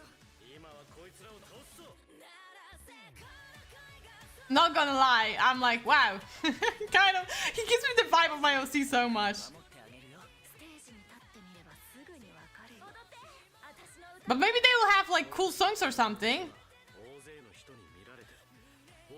But it's a cool concept. You gotta admit, like, oh, they're like performing, and this is like how they fight. That's fun. That's fun. That's fun. But I don't think I'm going to watch it. Support yoroshiku. Too much care. You literally watch the anime where the guy is in the woman's body. I don't know. It cannot be more gay. But fair. I'm not going to watch it either. Unless people will talk about it. Then I may catch up. But other than that, nope. Kingdom 6th season. I have not watched the previous 5. So Kingdom is one of those series that I always say, like, one day I'll watch it. One day I'll watch it. And there's a season after season coming out and I start to lose hope. But this is all I'm going to say. Kingdom 6 seasons coming out. So for Kingdom fans, hey, you're eating well once again. And I'm going to move on further in the list. Digimon Beat Break. You may think, oh, it's Digimon, so it's a sequel. Not exactly. With Digimon World, it's like first few series were sequels, but this one I checked before because I got intrigued. I was a huge Digimon fan as a kid, so I wanted to check it out. It's not attached to the main series, so we're going to check it out. Kingdom, let's go! E-Pulse, which is generated by humans' thoughts and emotions, was used as the energy source for the AI support device Sapotama. From the shadows of the remarkable development, terrifying monsters appear. Digimon are living beings that evolve by consuming E-Pulse. Okay, so it's like a little bit of a different concept for Digimon. Okay. Tomoro Tenma is drawn into an extraordinary experience after meeting Gekkomon, who suddenly appears from his Sapotama. While living together with Kyo Sawashiro and other members of the bounty hunting team Golden Dawn, Tomoro renews his resolve. What new future will be forged by humans and Digimon? Okay, and it's from Toei Anime. Oh, right, yeah, Toei Animation. I guess Toei Animation has the rights for Digimon to animate it. Let's see the trailer. You waited for Kingdom. Damn, crazy, crazy insane. So it's like futuristic Digimon. It's cool. I like when they like take something classic. It's kind of like with Pokemon they went to how it began, how they created Pokeballs, and with Legend of Arceus, and then here we have like what would be happening if like it was like Digimons appeared in like futuristic world. Oh, it's cute. It's cute. Gekkomon. It's kind of cute, not gonna lie.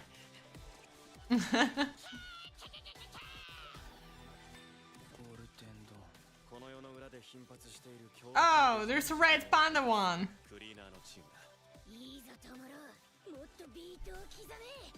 Okay. I think as a Digimon fan, I think I'm going to give it a chance. It's like Boruto, they should big Digimon. Nah, it's not like that. Because like, if it was like Boruto, they would like have to make it like, oh, he's the son of this and that guy, because like there were the characters. I think it may be like kind of like cool, new, fresh thing for Digimon. I think Digimon game is coming out as well. Wait, let me check. I'm sorry, I got distracted, but it's important. Digimon. It was supposed to be like a Digimon, but which one? That's a good question. Digimon Storytime Strangers? This one? Mayhaps it was this one? Yeah, it has a premiere in 3 days. Okay. Yeah. And it's an RPG, so Digimon is getting back on track. You know what? Like, looking at where Pokemon is going and having like they're redoing things that they've already developed, and they're really behind when it comes to like the games, and they're not improving visually, they're not improving with gameplay. Literally nothing's new, nothing feels new. And when they do a new game, it's basically a copy of the game we already know. Like right now, I think there's going to come out like a version of Pokemon that's kind of like Dragon Quest Builders / Minecraft / some people laugh that it's Pal World. I'm happy to see that Digimon is doing something finally, because I do know that quite recently Digimon didn't do much with their franchise, with their brand, and I'm happy to see something new is coming out, so I will check it out. Next one is Alma-chan wa kazoku ni naritai. Comedy, romance, sci-fi. Alma, an autonomous self-learning robot with advanced combat capabilities, was created by two genius scientists, Enji Kamisato and Suzume Yobane, who developed Alma's artificial intelligence and robotics respectively. After being mocked by their former acquaintances, the duo have worked together in order to show the world their true talents. But even though they cooperate in their work, the two scientists cannot seem to get along in their personal lives. However, despite their constant bickering, Enji and Suzume develop a glint of mutual affection, feelings that do not go unnoticed by their adorable robotic creature. Is it Spy Family but with a robot? Wait, is it a Spy Family but with a robot? Now curious, Alma starts to question the true nature of her creator's relationship. As she learns more about humanity from those around her, Alma's bonds with Enji and Suzume only grow stronger. Pokemon team have more on their heads. They must have time to sue every inspiration. True. Sad but true. Sad but true. Okay, let's watch Alma-chan Wants to Be a Family trailer. Let me see how the vibes are, because honestly it feels like, you know, instead of watching Spy Family, which is not the art style looks mediocre though, and she's kudere. It may be fun though, depending on how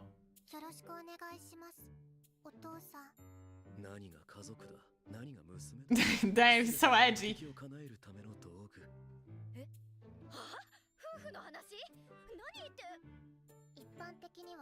I think it's going to be awkwardly boring though. I can already feel from the soundtrack they use, like the soundtrack already tells me that it's going to be boring. I think the concept is interesting, but yeah, the music feels like I'm watching like some kind of easy tutorial video on some kind of stupid game. So I'm going to skip this one. The concept itself is cool. It's kind of like, as I said, spy family, not exactly, but you know, it's kind of two adults who have the same goals, or like have their own goals that, you know, they do have to go get along together even though they do not get along, and then we have that small girl who tries to bring them together kind of a situation. So yeah. The concept itself is not bad, it's just like it looks so terribly boring. Moving on to the next line of 3 anime, we have Kikai Jikake no Mari. Wealthy, handsome and successful Arthur Louis Zetten is no stranger to the greed of people. Constantly doubting those around him, he has no faith in humanity. I can relate. Thus, he makes a request for the perfect maid, a robot maid. Oh, great. However, his butler is unable to acquire such a servant due to technological limitations, so he finds the next best substitute. Marie Evans is a former child prodigy in martial arts known for her lack of expression. Drowning in debt, she readily accepts the offer to be a maid. Oh my god, it's like reverse Hayate no Gotoku. If you do not know Hayate no Gotoku, I'm not surprised because it's old as hell. And those who started watching anime is like before 2010 or around 2010, you will probably recognize the title, but it's like, it feels like reverse thing. Drowning in debt, she readily accepts the offer to be made that acts like a robot. While Arthur is often blunt towards humans, he can't help but dote on his personal robot. Oh my god, they gaslit him into thinking the real woman is a robot. It says a lot about the guy, like he does not know how real woman talks or walks, okay. In turn, Mari is moved by his drive and consideration towards her. In a way, it sounds cute. So let's see the trailer. Mechanical Mari. Oh my god. Like, if he's stupid, it can be fun. Hey guys, this season, yeah. I mean, if he's going to be dumb, it may be funny. It may be funny.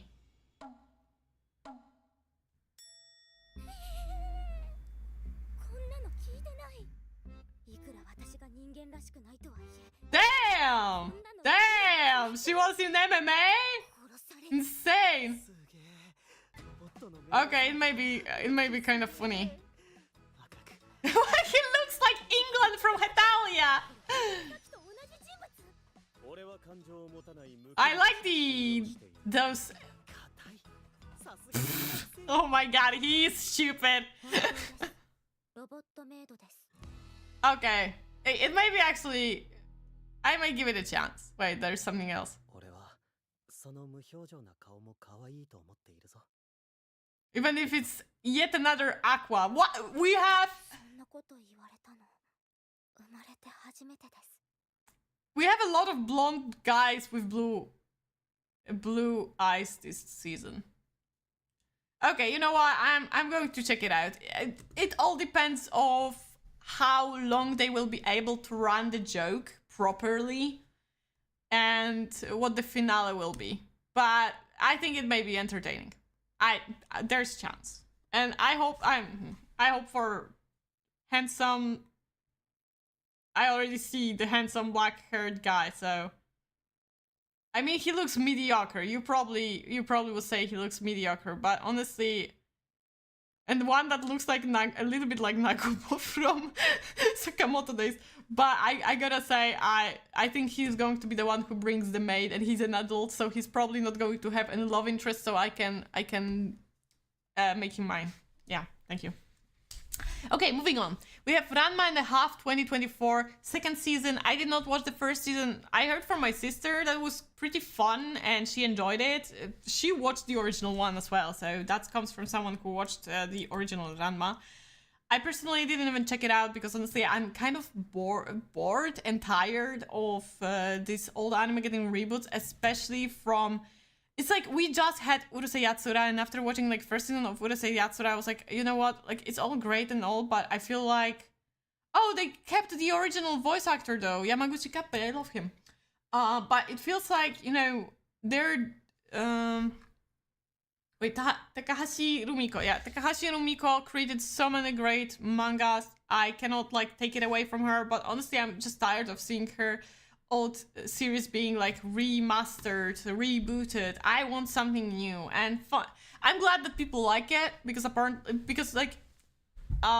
personally don't want to watch it, but I think it's like a great chance for people who do not want to watch old art style kind of like anime to get a chance to watch those series, because they are in a way classics, and if you want to check out classics, sometimes it's hard to watch the old version, and I think Ranma would be very hard to watch with the old version, so it's not bad, but I'm not interested. Moving on to Tomodachi no imoto ga ore ni dake uzai.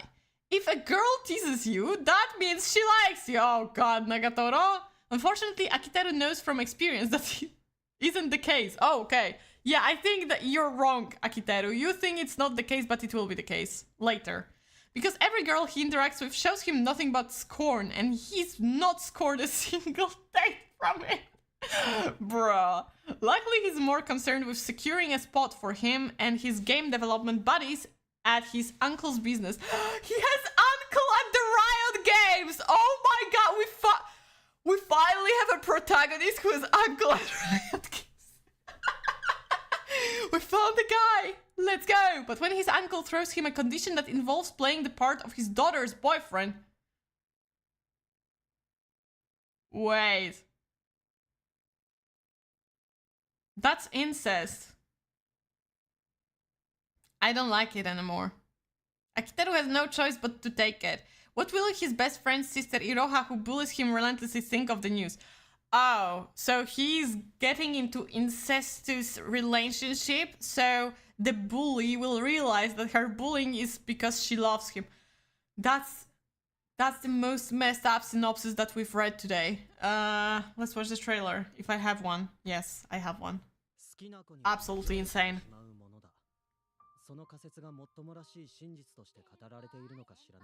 What the fuck was this senpai? Friend's little sister feels legal? I mean, the little sister is probably like a year younger. Hopefully. Or even the same age, like his friend is just older. Oh my god, she eats Nagatoro. I said senpai, senpai! Oh my god, they're not even trying to hide it. Okay, where's the... Oh my god, okay. Is that the cousin? I guess this is the friend. And huge rocked teacher. Teacher bossy queen, oh my god. Oh god, it tries so hard being Nagatoro, but it's not. Nah. You see, I feel like what those teasing girls misses out on, what Nagatoro had was like... Nagatoro was actually like, had her cute side.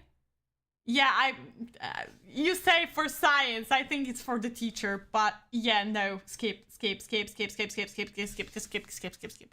Okay. Next one we have Chichi wa eiyu, haha wa seirei, musume no watashi wa tenseisha. Fantasy. So I guess like if we have protagonist who has OP parents, that's why she's going to be OP as well. But that's what I read from the title. Being a girl of both spirit and human blood, 8-year-old Ellen has power over the elements through not the traditional 4-element kind. She has the power to transform her surroundings by manipulating the elements of the periodic table. Oh no! It's chemistry! I already hate it! On top of that, Ellen also has a great amount of scientific knowledge due to being a scientist in her past life. Oh my god. Yeah, so she's already OP, but let's make her even more OP. I hate that. During the war against a neighboring kingdom, Rovel van Grijft. Rovel van Grijft. Let's make it more German. The hero of the kingdom of Tenbal and eldest son of House van Grijft, as well as Ellen's father, was fatally injured. However, the spirit who fought by Rovel's side, Lady Origin, brought him... She ain't named Lady Origin. Brought him to her realm to save him from the clutches of death. Lady Origin, I cannot.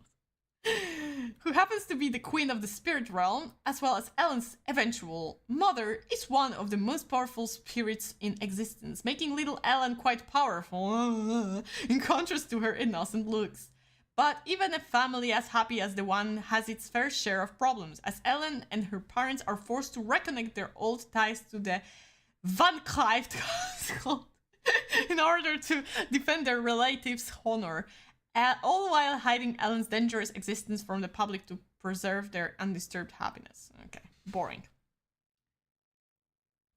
Hero plus spirit plus reincarnation, what a crazy combo, what a boring thing. Okay, let's... And Germans!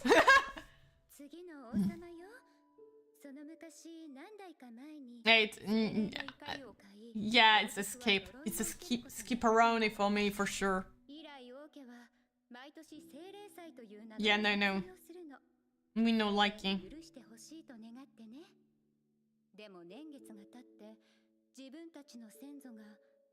Okay. Oh my god, they literally put out like probably the first episode. This is not even a trailer, this is like literally first episode.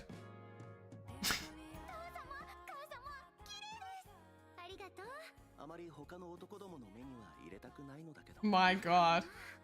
This is disgusting.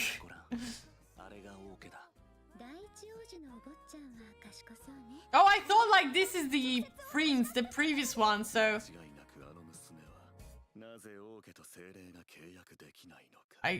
Wait.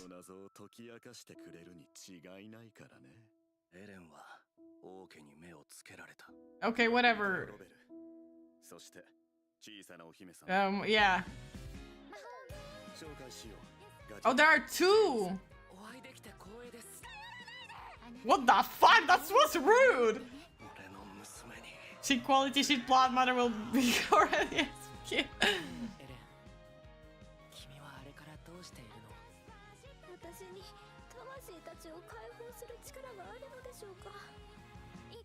They forced her death? That's fucked up. Yeah, no, that's shit so ass. That shit so... Okay, moving on. We've wasted 2 minutes. Oh, minute 50.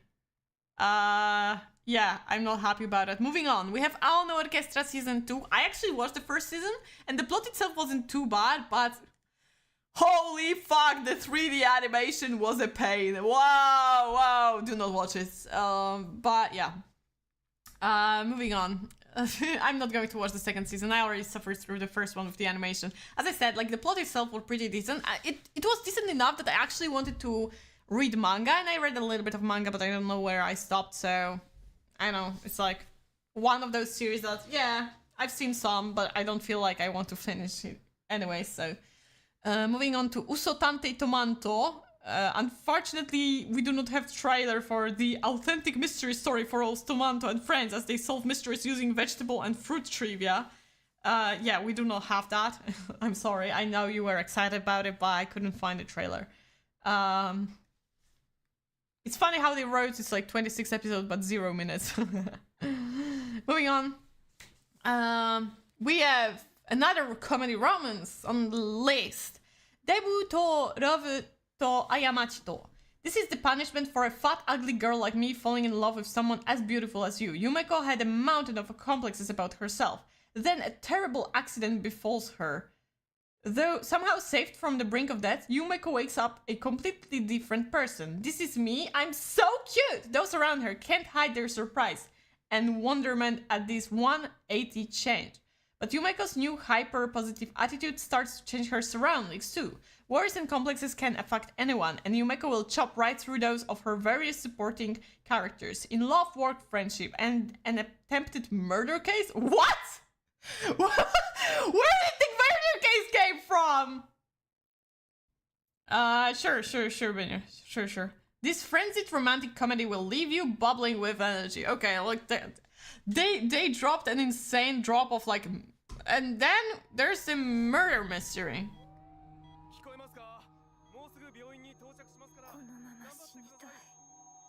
Wow.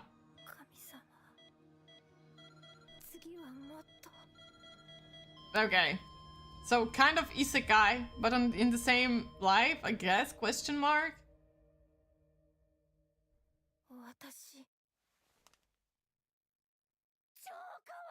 Okay, well, I mean, that's nice. That's nice that they suddenly decided, yeah, okay, she's going to be cute. Whatever. Yeah! What's with the sound? I mean, in a way, it is cute. Oh, wait, so she had the same body? Okay, I guess. Yeah, that's creepy.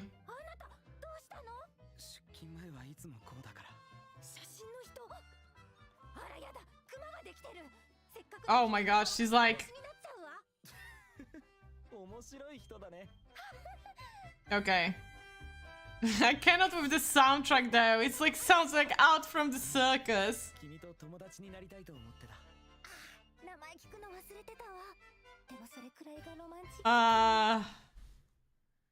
I feel like it's... Okay, there's something still there.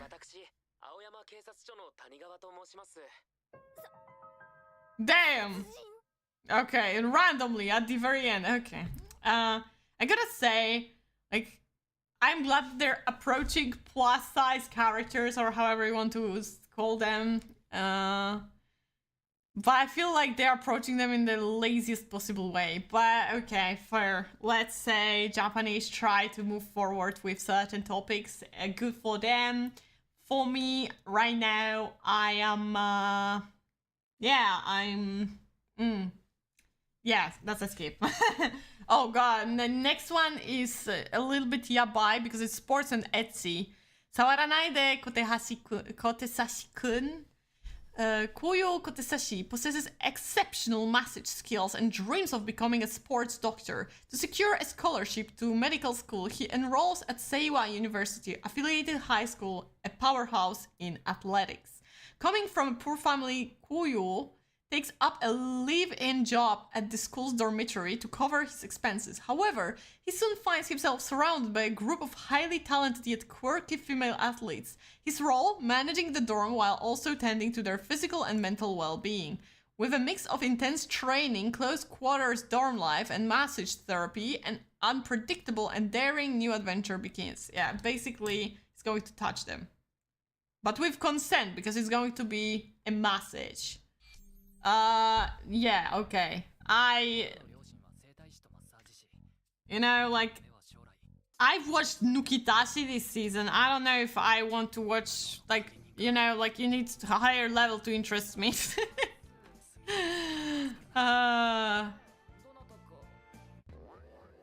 Oh my god.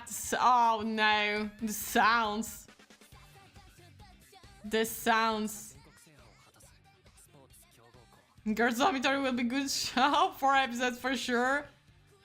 I hate the trope of guy working in girls' dormitory or girls dressing up as boys to be at full of male school. I'm like, nah. Ado? Short-haired Ado? What the hell? Man.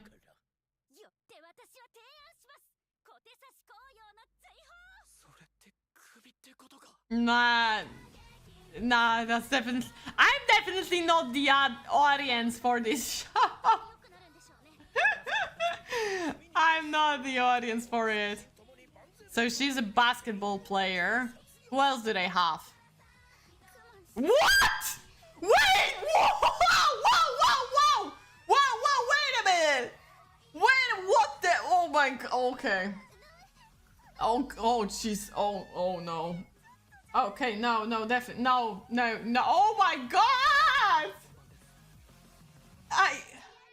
If this shoe will be banned, I know why. I know it was like censored, but holy, I did not expect that. Okay, I think it's going a little bit beyond edgy. I did not. Listen, I thought it's going to be like, I don't know, they will be dressed up, but they were butt naked, I think. Oh my god. Okay, it was wilder than the anime with like the guy having to put on panties on the girl. It's like, put this on Takamine-san or something like that. Oh my, okay. No, that's a skip for me. Ecchi tag, so it's okay. Dude. Like, this was wild. It started off as like your typical ecchi, and then like this kind of, you know how like VTubers have their graduation illustrations with white background? In anime, when there is a white background, they are like reaching out a certain level of pleasure, the characters, I mean, and I'm like, okay, that's a little bit of a difference when it comes to white background screenshots. Okay, moving on. Comedy anime, Egao no taenai shokuba desu.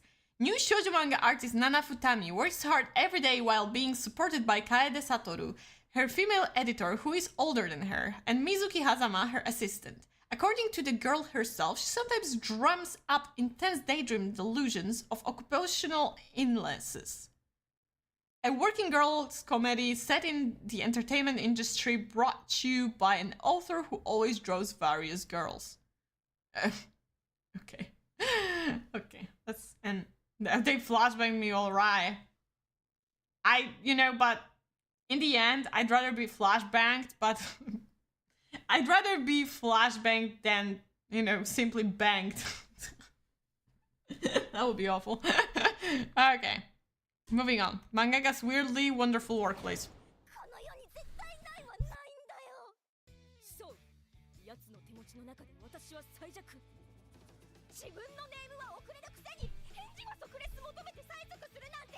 Okay.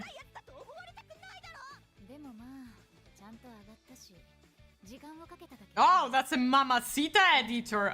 Okay. Okay. For this editor, I would work hard as well. Wait, this is the girl from Call of the Night. The voice, though. So deep. And we have a VTuber.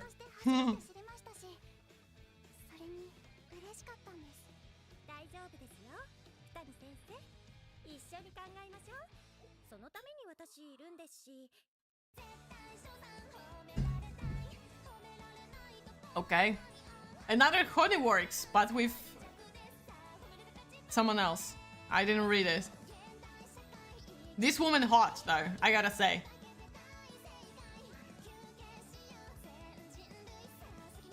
Okay.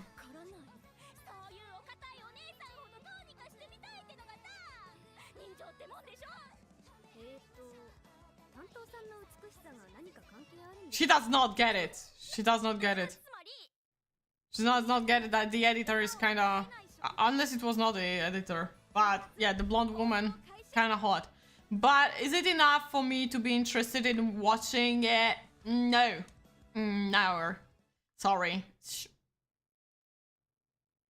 I had no, wait. Did we have... No. Never mind. I wanted to combust. I thought like... Wait, where the fuck... I lost the trailer. Where the fuck am I? I'm lost. Oh, I found myself. Never mind. Yeah, I'm not going to give it a chance. Yeah, that's a skipperoni for me. I've seen those kind of shows before, so I know that they're definitely not my thing. Next one we have Nageki no Borei wa Intai Shitai, but it's part 2, so it's a sequel, so I'm not going to watch it. Moving on, we have Heika watashi o wasurete kudasai. Fantasy romance. Lunya, the daughter of the Count of Persephone, was shunned by her father and treated like a tool by her half-brother, leading a lonely life. Meanwhile, she's chosen by a priest to be engaged to Hades. Of course, they used Greek mythology. The head of the Duke of Cronoa family and decides to marry into the cursed Duke family. The Duke of Cronoa, feared as the king of the underworld, is cursed with a short lifespan if he does not marry a bride chosen by the emperor. However, Hades tells Lunya that he has no intention of loving her. In order to keep Hades alive, Lunya deceived him and spent the night with him. Whoa! She rewarded him? What the hell? Then disappeared without realizing that she was pregnant with his child. Okay, oh, that shit's kind of crazy, not gonna lie. This sounds like, you know, like these TV shows, like live action. Damn, what a drama. 7 years later, Hades somehow manages to find Lunya and try to take her back with the child. Wait, take her back with the child. So what? He has a second one? Or he wants to take her who already has a child. I got confused. Let's watch the trailer. Okay, let's watch the trailer. Forget that night, Your Majesty. That's the English title. Insane. She likes risky life. Honestly, oh shit, this is not the right. I mean, we do not have the better trailer.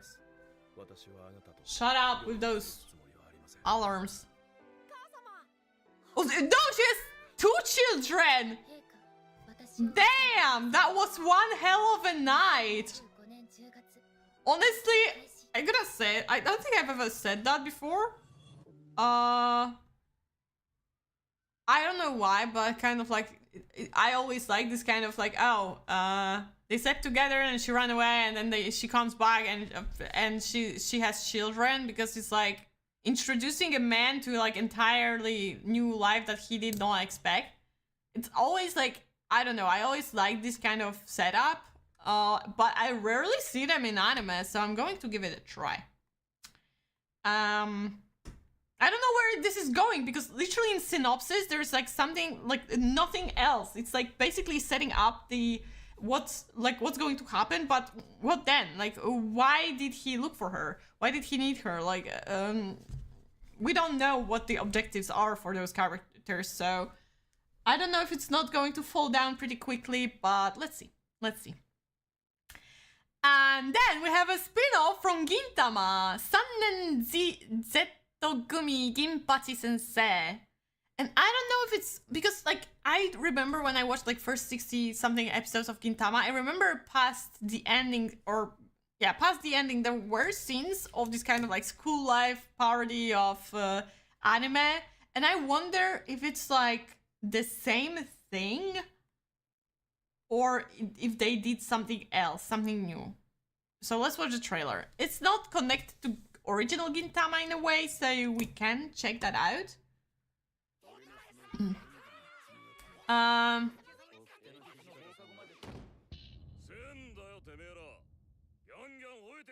Oh my god, they didn't improve on the art style at all. It feels like they were just taking what it's already been there. Oh, Kagura has the same glasses as I have.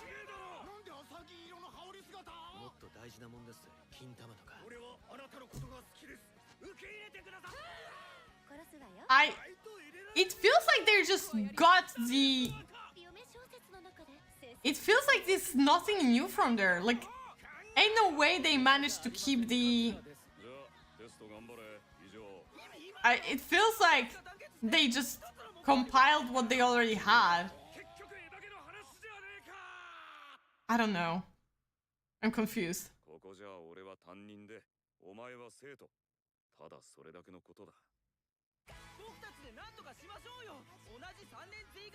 But you know what? Maybe that would be...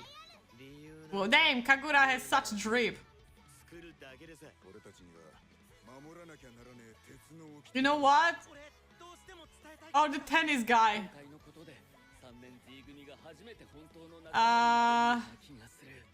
Elizabeth. Ah, okay, that's hot. That's hot. that was hot.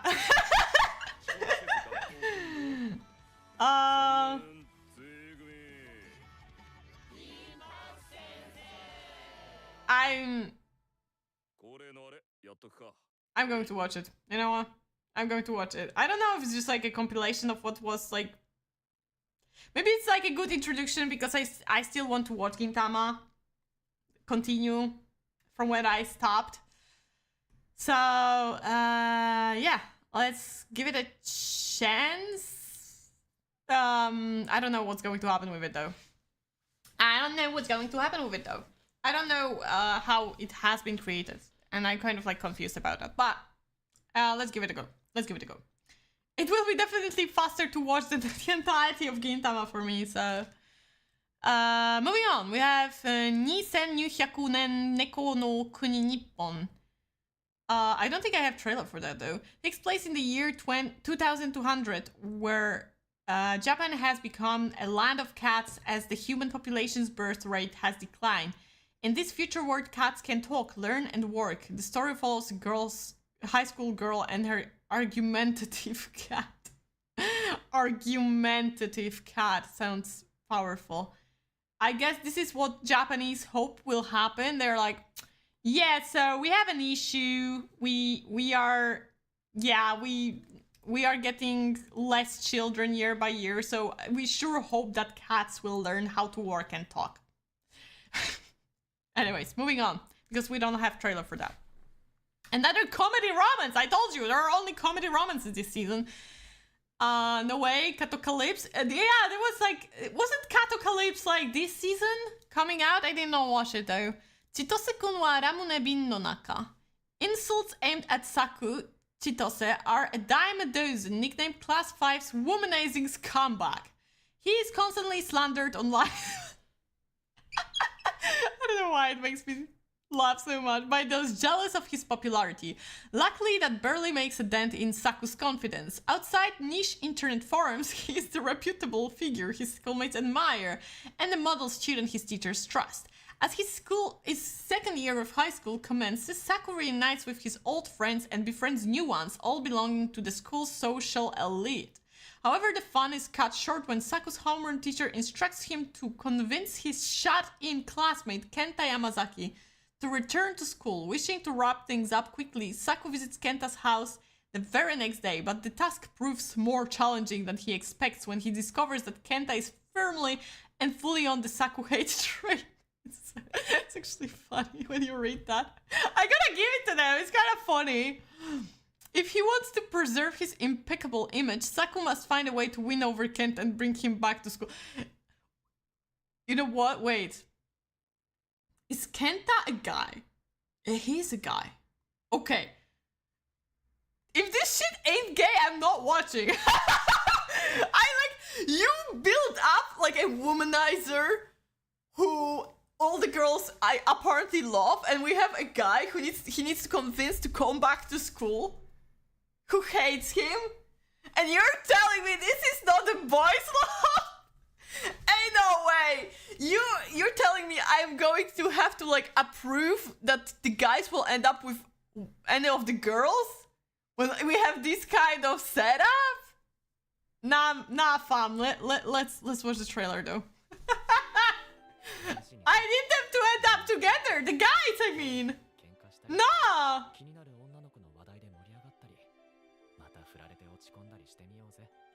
Okay. My sense tells me that it is a bite. I sense danger incoming. Yeah, I feel it's going to be just a harem. Because I really do not want to see a show about like popular guy having all the girls. You see? Where's the guy? Where's the guy? Tell me if it's a bait or not. We'll see. I need to finish the finish the trailer. I have a feeling that he is being affected by the comments though. This goes on and on. Okay.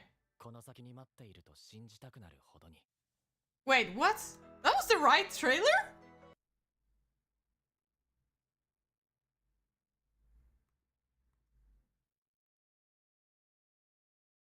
Where's the guy though? Where's the guy? Where's the guy? Teacher was kind of hot though. Fuck. I'm supposed to stop that. Stop that. But the teacher looks like this this guy from Fate series that's always depressed in the openings. Who I think his wife is dead or something. I don't know. This is how it looks. Okay, so what we're going to do, what I'm going to do is I'm going to skip through the episode first episode, to check if this Yamazaki Kenta even appears. If he's not appearing in the first episode, I'm not watching now. I'm just skipping through. I'm not even watching the episode. I'm just skipping through. If I see the guy, I'm going to watch it, and I'm going to watch it and see where it goes. If I don't see the guy in the first episode, I feel like the synopsis is lying to me, and fuck them. So this is what I'm going to do. This is a very unique situation. That never happened to me before. Okay, moving on. Ansatsusha de aru ore no... Oh, fuck, this is too long for me to read that. Maybe the guy should do a car. For sure. That's definitely what happened. No. We'll see. My status as an assassin obviously exceeds the heroes. Okay, well, the title of Japanese is Ansatsusha de aru ore no status ga yusha yorimo akiraka ni tsuyoi no daga. Okay, cool. Let's watch, read the synopsis, sorry. Oda Akira is the kind of guy who people forget is even there. His unassuming nature pays off though when his entire class is swept away to a fantasy world. Oh god, I've seen that shit before as well. It's kind of popular for the entire class to get swept, right? And he slips easily into his new role as a silent assassin. Between his suspiciously high starting stats and too many details that don't fit, Akira is sure something is wrong. But digging into royal secrets is a dangerous game, and when Akira uncovers an evil scheme, he also makes a powerful enemy, the very king who brought him to this world. With the help of the elven spirit medium Amelia... If Amelia looks like Emilia, I'm going to faint. It's like, nah. Can he find the power to set things right and get his revenge? Can he though? Can he? Let's watch the trailer. I'm gonna laugh. Dudes look like from Tate no Yusha! What the fuck? If Amelia looks like Emilia, I'm going to laugh so hard.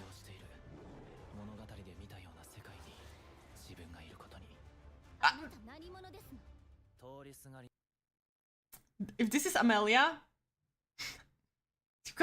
you gotta admit, she does have certain elements that I could say that's fucking Amelia. Ain't no fucking way.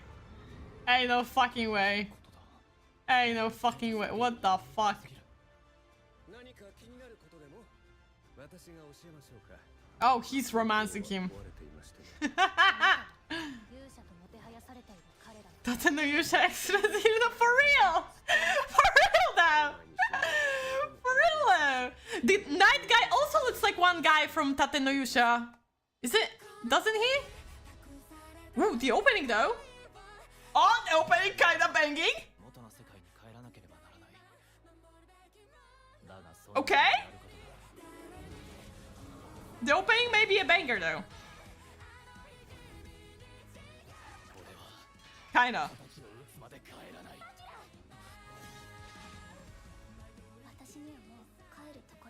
Okay, Emilia.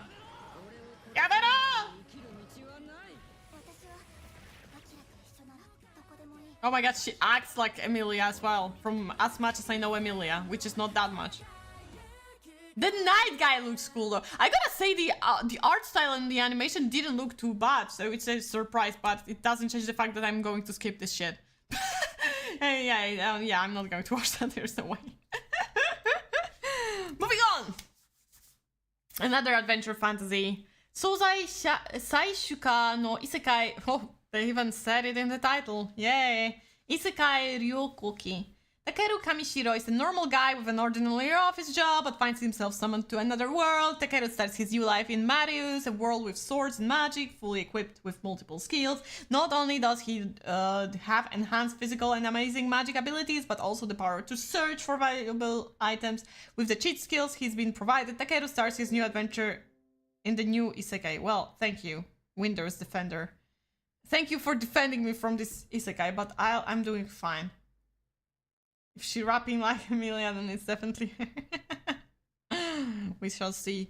But for now, let's see the next trailer, which it sounded like the most basic as fuck Isekai, but... Wait. And Reader's Choice Award in the... Oh god, not Reader's Choice Award. Okay. Hugely popular title. Great. Fantastic. Long awaited. I didn't wait for that shit.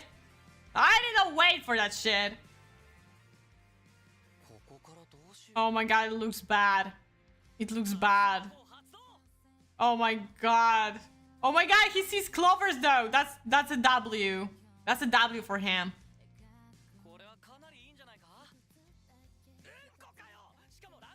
Haha. Poop joke, but not made funny. Oh, but it's a dragon. Oh, that's emo elfin girl. That's Marshall from Dungeon Meshi.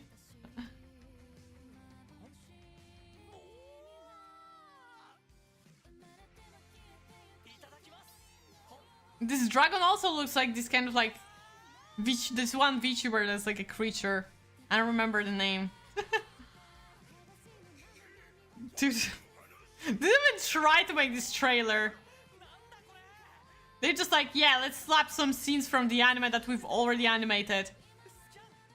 Scan? Steer! Oh god. Boring. Moving on. Skip. とんでもスキルで異世界風論飯. I know this one is very liked by people. The one where the guy just cooks food and it's like animated by Mappa. I did not watch it, but this is one of the rare isekai anime that not a lot of people talk about. But when they talk about it, they say, oh, it's cool, it's chill, it's fun. So maybe one day I'll watch it, but it's the second season. I don't feel like watching an isekai, especially like to catch up to the second season. So not for now. Moving on to One Dance. Sports anime. Kaboku Kotani is starting high school and he plans to do what he always done. Go along with his friends, keep quiet and not draw too much attention to himself. Oh, that's what I did in my high school days. After all, it's hard enough to get by with a stutter like his. Why make things worse by standing out from the crowd? But then he sees another first year, Hikari Wanda, dancing like no one is watching or like she doesn't care who sees her. It makes Kaboku wonder, could he reach that same freedom? To find his way to Wanda, he does something he never thought he could. He joins the dance club. After all, every routine begins with a single step, right? Join Kaboku and Wanda as they freestyle their way to life and love. That sounds cringe. That sounds cringe, but let's watch the trailer. Where the fuck is that?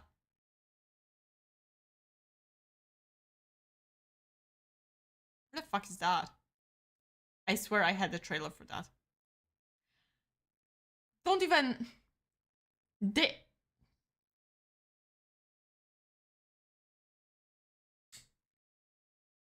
Okay. If this is how we're going to do things. Okay. I swear to God, I had this on my... I watched this trailer. Chill, calm down, Aikeji. This happens. Let me find the trailer real quick. Let me just get it real quick. I swear to God, I added it in the list. I don't know what happens to this playlist. I apologize. I was like 99% sure, like, I am prepared for today's stream. Apparently, I have not been. I should have checked the trailer list before. But yeah, let's watch this. This is Mash from Marshall! What the hell? Is he going to dance now?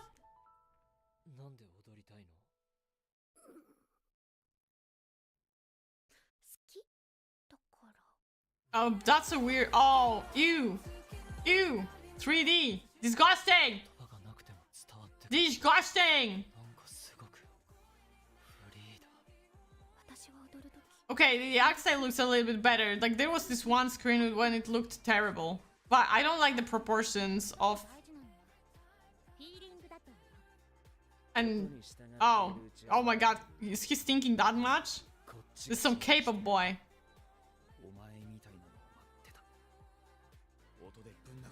Okay. Will they... Oh. I gotta... Why the water? Make us swim, the splash, casareta! Something like that. That's... Yeah, no. That's a skip for me. That's a skip for me. I think it's going to be boring. I don't know. I get with this water animation. I don't know. Me no like it. Me no like it. Moving on. Ninja to Gokudo. Action anime. Since ancient times, the ninja and the yakuza have been at... There is yakuza, I'm listening. Have been at war, spilling blood around the world as empires rise and fall. So when in the modern age, Shinoha, a ninja, meets Kiwami, a gangster following the path of the yakuza, the Gokudo, and discovers they have common interests, the obvious assumption is that nothing good can come of it. But can it be one burgeoning bromance? Bromance? Bromance! You know, it's only one letter away for romance. We'll shake up a 300-year grudge. Who will win the struggle for real ultimate power? And logo from Yuri on us. I didn't notice. I didn't notice. I swear to God. Why do I not have this trailer? I'm getting mad at this point. Like, what the hell? What the hell? Oh, wait. There's like ninja side version. Wait, let me... Oh my goodness. I was like, haha, I'm going to prepare myself so I will not have to check it during the stream. Well, joke's on me. Oh, I think there was a trailer for the... that appeared to me that was for the mermaid girl who wants to eat the other girl. But let's watch this one. You can check out like more trailers if you want, like without me. The important question is... It looks terrible. It looks awful. It looks awful. The old guy looks badass though, I gotta say. Oh my gosh. Yandere girl. Or boy, I don't know. I'm not sure. That was gay! That was gay! That was... Okay, you know what? I'm giving it an episode at least. Dude, I sure hope it's going to be gay. Listen, hear me out. If... Dude, adaptation. Like, I look at the manga and like the cover of the manga looks like badly drawn erotic yaoi. You know what? I'm probably going to drop it very quickly, but I'm going to check at least one episode. You know what? I'm like 99% sure I'm going to drop it. Have a nice show, thank you. Thank you. there is a chance I'm going to gaslight myself into thinking it's good. There is a chance for that. I'm saying it right away. If you think, if you hear me saying it's actually good, there is a high chance I gaslit myself and it's untrue and I'm baiting you. Just saying. Next one in line is another comedy romance, Tensei Akujo no Kuro Rekishi. So another Akujo. Konoha Sato has a dark history. After all, she spent her teen years writing self-indulgent fantasy romance fics like her dark history. This shit about me. This shit's about me. Oh no. But since she has become its most despicable villainess, remembering every last detail is now a matter of life and death. Having avoided the first couple of death flags, Sato suddenly left in the dark when a mysterious stranger returns from the Lily Kingdom, a character she doesn't recall writing in the original script. Although Yomi claims to be her ally, can Sato really trust a character she knows nothing about in such a dangerous world? Okay.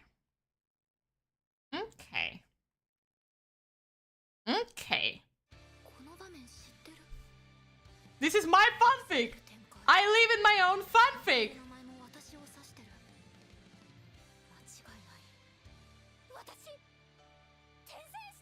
I trolled you into watching Nukitashi. Listen! Okay. You won't tell me that Nukitashi wasn't an intriguing concept in like first 3 episodes when I said it's kind of epic.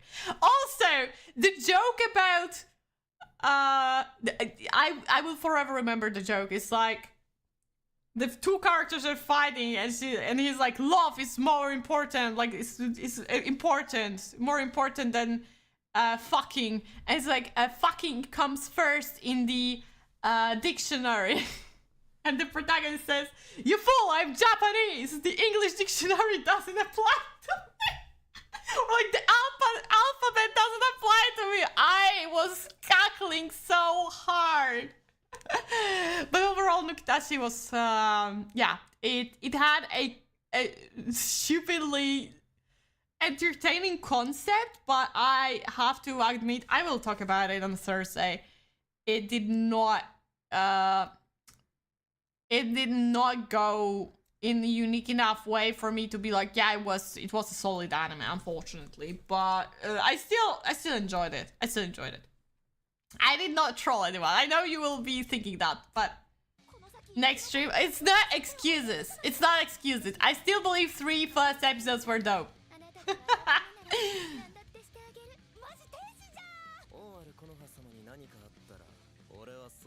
Another blonde, blue-eyed.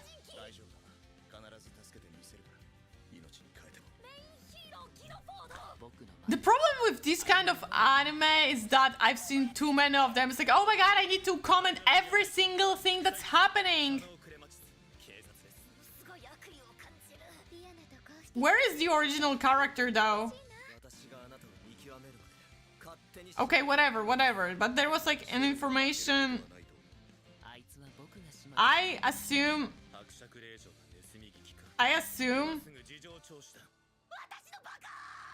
Okay, whatever. Yeah, sure. You're in your fanfic. It's fine. But where is the character that's... Oh, so she's romancing with those guys. Where's the guy who's apparently she did not write into? Oh, they won't tell me. Okay, I guess. Oh, and the poster already shows who the pink one is going to end up with, so we can rest assured that the rest is good for her. Nice cream though. Yeah, no, that's a skip. That looks boring, honestly. Then we have... Oh, we're getting closer to the end. Yeah, insane. Cool. Another... I know, this is Comedy Supernatural. Oh, I know this one! Because it has, like... They knew what they did when they made the English title, but the English title is Little Miss Vampire Can't Suck Right. Yeah, they knew what they're doing with the title. They definitely knew. Chanto suenai kyuketsuki-chan.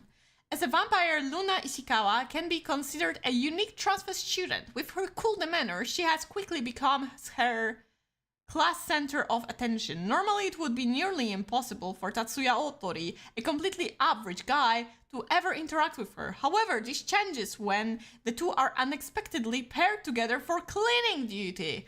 After Tatsuka spontaneously forms a friendship with Luna, his impression of her slowly crumbles. She's not the mysterious and collected girl everyone thinks she is. In fact, she's unable to even suck blood properly. Wow. Resolved to help Luna overcome her ineptness, Tatsuta proposes to become her practice partner. What?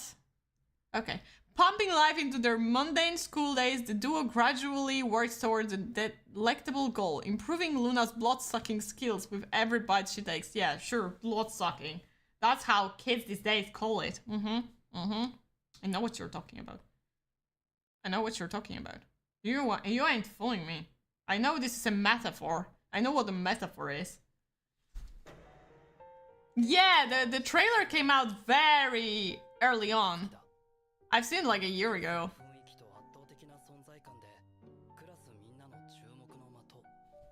This trailer is from like 12 days ago, so it's a new trailer.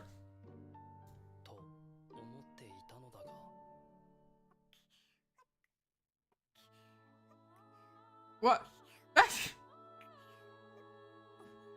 What the fuck? That looks... The noises are so sus though.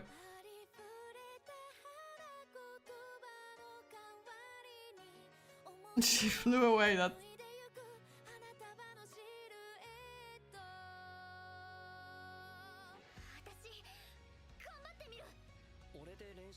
He doesn't even have a face.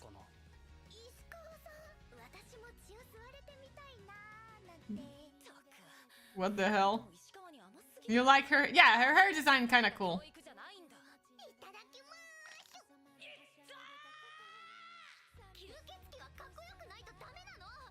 She tsundere.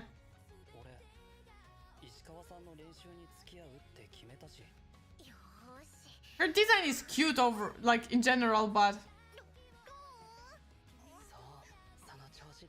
Oh my god, something feels wrong about it, you know? Like, I'm seeing it, and like, I understand the concept, but it still feels... wrong. It feels awkward looking at that. Okay, moving on. We have One Punch Man Season 3. I did not watch Season 2. I barely watched Season 1, so skipping that. A shocker, am I right? Oh my god, you didn't watch One Punch Man?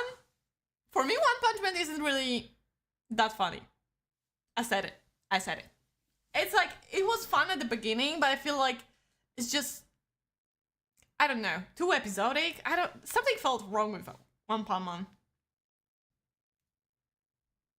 I don't know if that random chibi scenes are good. Yeah, it feels weird, right? Because like, when she turns into a chibi, she feels like it's kind of like the same deal with Nezuko when she turns into like a baby form and suddenly she acts like a toddler. It feels so weird. I know there is this kink called age regression and it reminds me of that, and honestly, personally, I feel uncomfortable watching something like that. So I'm like, yikes, I don't like that. It's off. Okay, the next one, though, it's Gnosia, and it's based on the game, I believe, yeah. Sci-fi suspense. You must watch. Horun told you a few years ago that it's good, but so for him was... Horun has such a bad taste in anime that I wouldn't listen to him. But then again, I like baiting you into watching things like Nukitashi and you get baited, so it's kind of funny.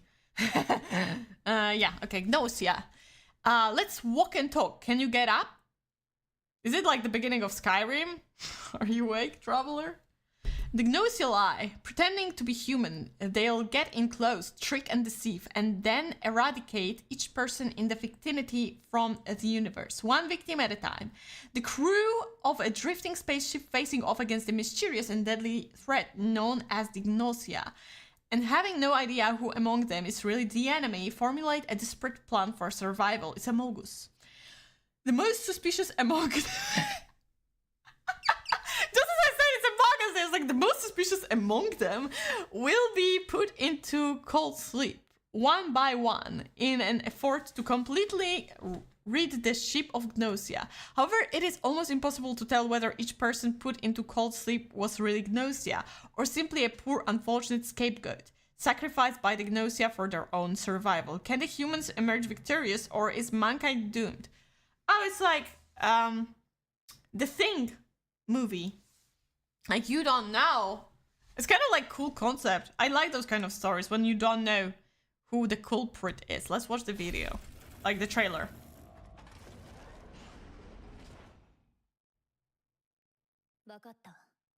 Interesting art style and animation type. I didn't know there is such a game. Maybe I'll play the game instead of watching the anime. Usually, I'm not a fan of anime based on the games.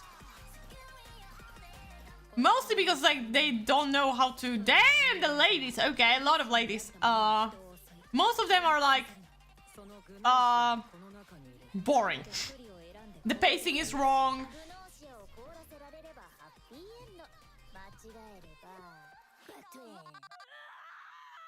Or maybe I'll watch it. I don't know.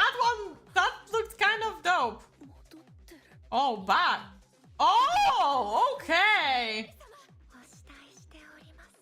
Damn, okay, that was very sussy-wussy.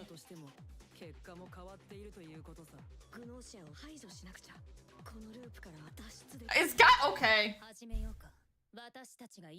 I don't know if I wouldn't rather play the game though. Whoa, Link does the figure. Let's go. Banger. Mid-trailer, watch today. This anime. Now I'm thinking if I would prefer to play the game. I know Shipsin played the game, or at least knew of the game. So I need to ask him if the game is good. Understand? It's literally like Persona with time loop. I can see that. But I'm like, right now, how much does it... Because you see, like, oh, great. Wait, is Steam not working or is it just mine? Bro, is Steam not working? Did some game... Okay, it's working, never mind. Gnosia. Oh, it's cheap. How does it look? Whoa! Fuck that, I'm playing the game! Fuck that, I'm playing the game!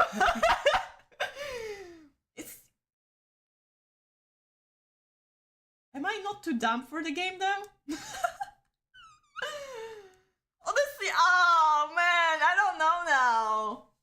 It looks dope though, the game. Oh man. Oh, now I don't know. I need to ask Shipsin. Wait, I'm going to write to him right now before I forget.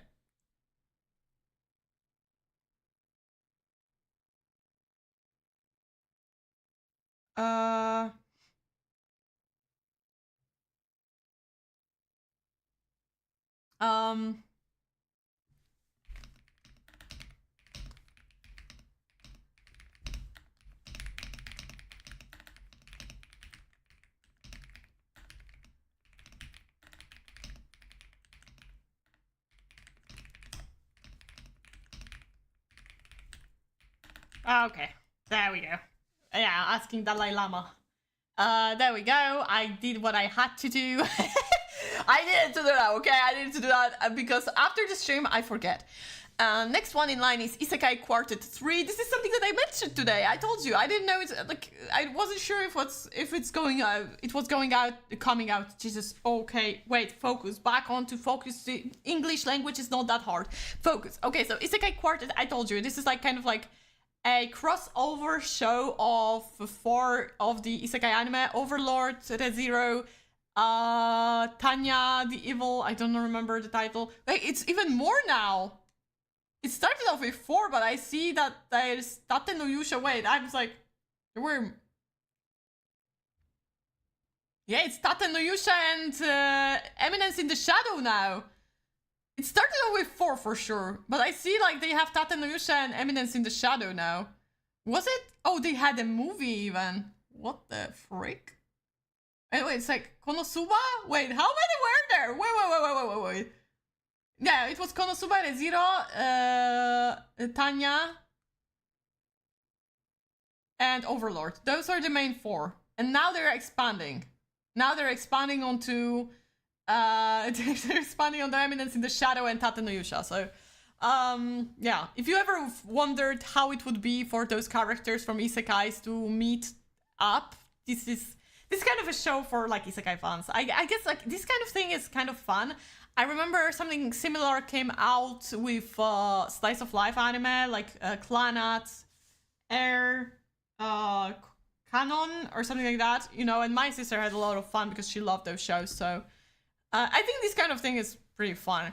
Then we go into furry anime! Guys, furry anime, let's go! Kimi to koete koi ni naru. Actually, I read the manga of it and I'm already going to spoil it to you. I'm probably going to skip because I got bored reading the manga. But let's read the synopsis.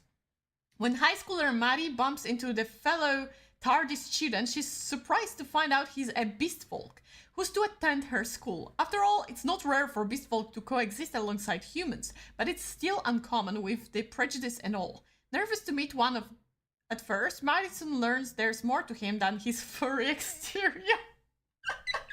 Oh my god, okay. In fact, the more she gets to know him, the more she finds herself drawn to him. His steadfastness, his kind-heartedness, and his body. Oh my god, they wrote it so badly. Oh god, who was in charge of writing the synopsis?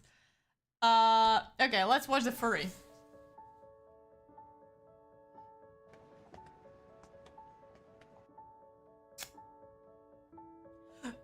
Now I remember she was quite thirsty for his body. It unlocked my memory. It unlocked my memory.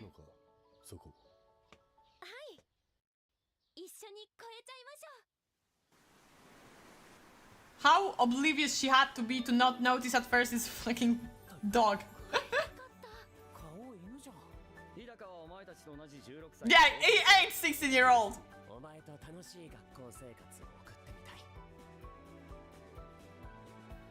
And there's a cat girl for boys, obviously. I am atomic.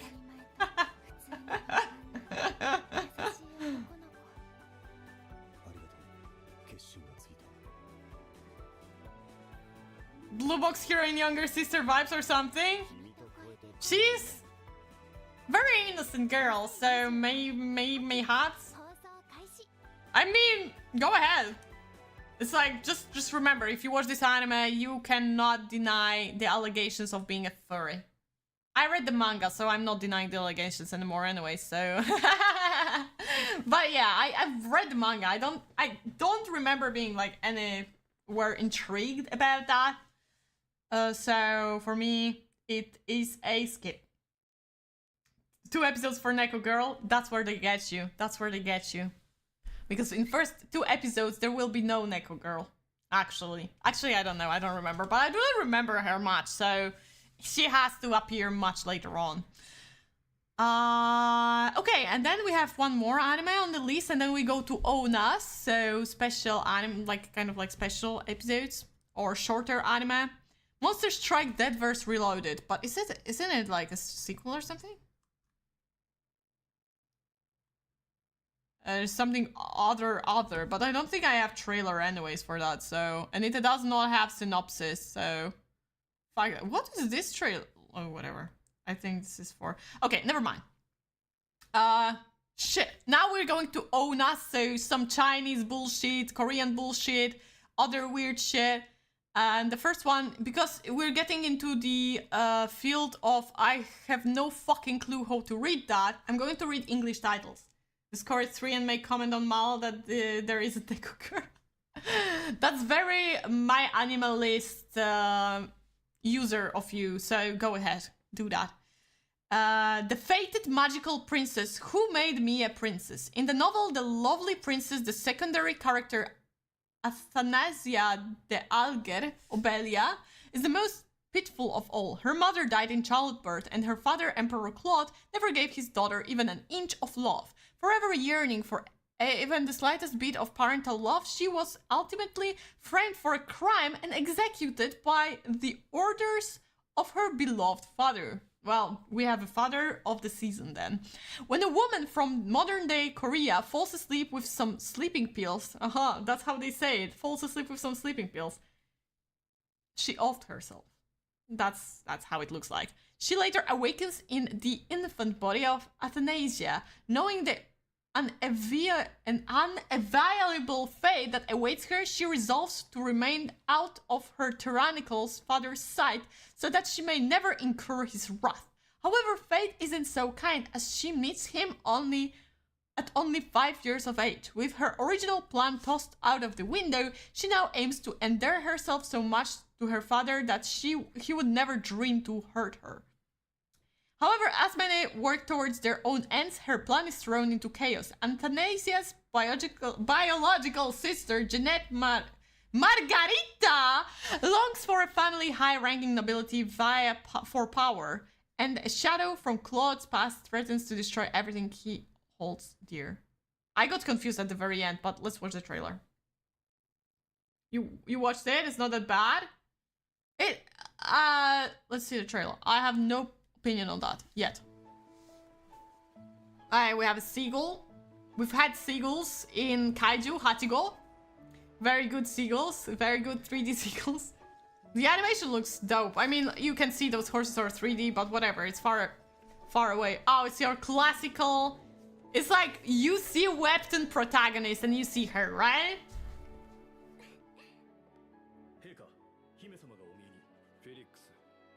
The animation is really pretty. I have to say. I have to say.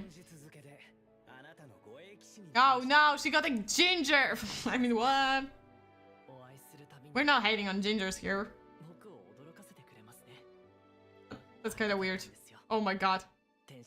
That's kind of creepy. That was creepy. I was waiting for you, my angel.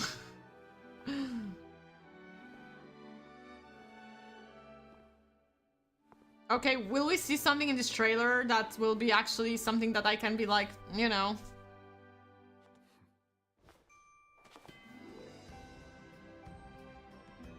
Nice dancing animation. Oh, okay, this... Okay, that's a little bit chaotic. What the hell are you doing, this camera work? So this is the father, right? Yeah, okay.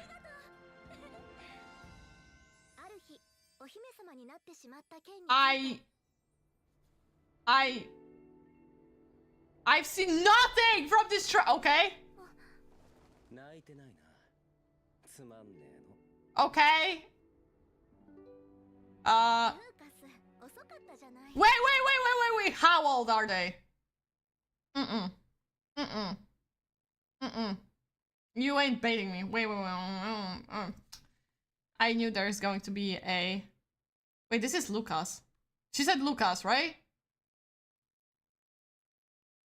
14 to 21. Okay. Mid-12.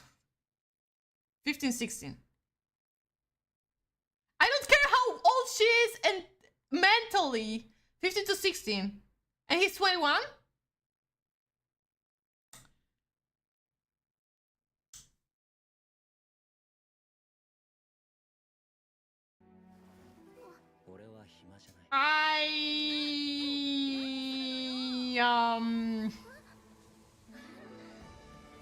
I don't know about that one.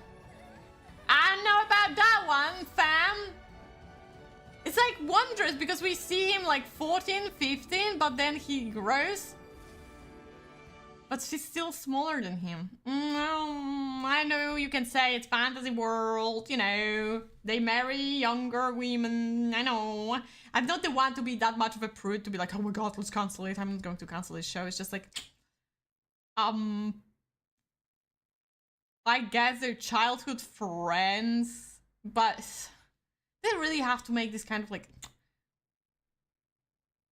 Age 14 to 21. Well, technically they don't say he's like around 14 to 20, like, wait, is he 20? I'm lost. But they say he's adult. Oh, wait! I take it back. His mental is 200 plus. He was already... Ah, okay, no. I don't feel comfortable with that. I don't feel... yeah, okay. That's a lost cause. That's a lost cause. No, thank you. Listen. I'm not judging anyone who's going to watch it and say this is their ship. I don't give a fuck. But personally, I don't know. Something feels off when it's like an adult going after a kid. I know mentally she's 20. I know that. But still, like, she looks like a kid. Okay, she looks like a kid. I'm like adult with a... No. Individually, they look like cool characters, but if it's romance... Maybe it's not a romance, though. Maybe Maybe I'm reading too much into that. But it looks like it's leading to a romance. So... yeah, I'm going to skip that. I'm sorry, it took me a long while to make sure. I'm pretty sure what to do with this one.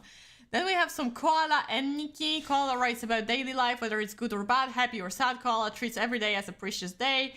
I've not seen the trailer for that, so move on. Then we have Ganzo Bandori-chan, the new anime series for Banji Dream. Oh, okay, so Banji Dream, we don't care about that. I'm sorry, if you care about that, go ahead. First 3 episodes you won't show, so I don't have opinion yet. It's fine, you know, like, but I'm like, it's off-putting for me. Then we have some kind of like Yonghan Sonyo, but I see no synopsis or no trailer, so moving on. Then we have some 3D China animation, but no trailer, and I can read the synopsis, but I don't think we're going to get anything out of it. But let's read the synopsis. To be fair, for every anime, Kinshu, son of the Divine King, was born with a mortal body and destiny. He was spurned by celestial realm and threatened with being stripped of his status as a divine. So this is the classic thing that happens to Chinese, like, kind of like every single Chinese mythological thing. It's like there is a character who's being stripped off with their powers and they have to be immortal. I don't know what's with that. Until he met the protagonist and become one with her, unlocking the Myriad Realm sign-in system and opening his perpetual elixir field at Chaos Haven's Absol's Cloud Peak. And this sentence lost me entirely. There are a lot of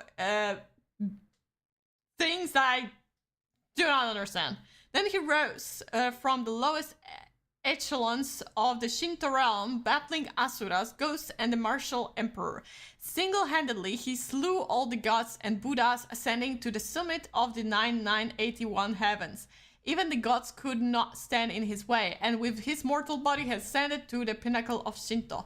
Finally, he emerged victoriously from the life and death duels among the sons of gods, single-handedly confronting the 9 sons of the emperors, foiling Hunan Tianzun's terrifying plot to seize the Shinto realm and becoming the new great emperor. Well, I guess we got the entire movie already in the synopsis, so we can watch it as, like, click it as a complete.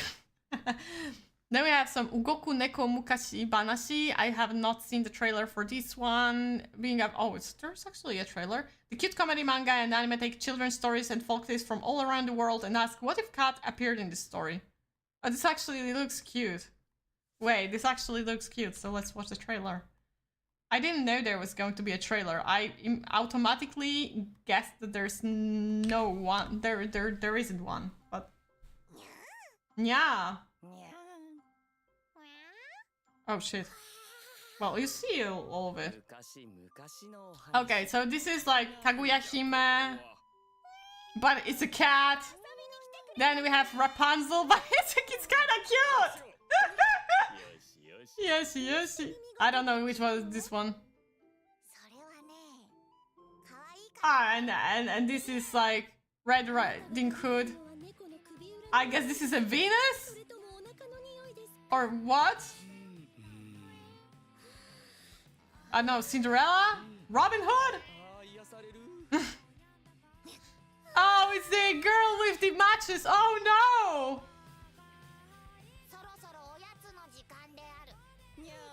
This is Cinderella. For cat lovers, the must. It's kind of cute concept, right? But yeah, nothing more than that. It's cute though. I gotta say it's cute though. I'm sorry that it was cut so awkwardly. But yeah, this is... It's cute. Absolutely adorable. Why they sniffing cats? This is something that cat lovers do. I don't know why. We need to ask someone who owns the cat. Why are you sniffing them like that? Because this is something that I've seen people doing. I don't know. I don't know how to feel about it.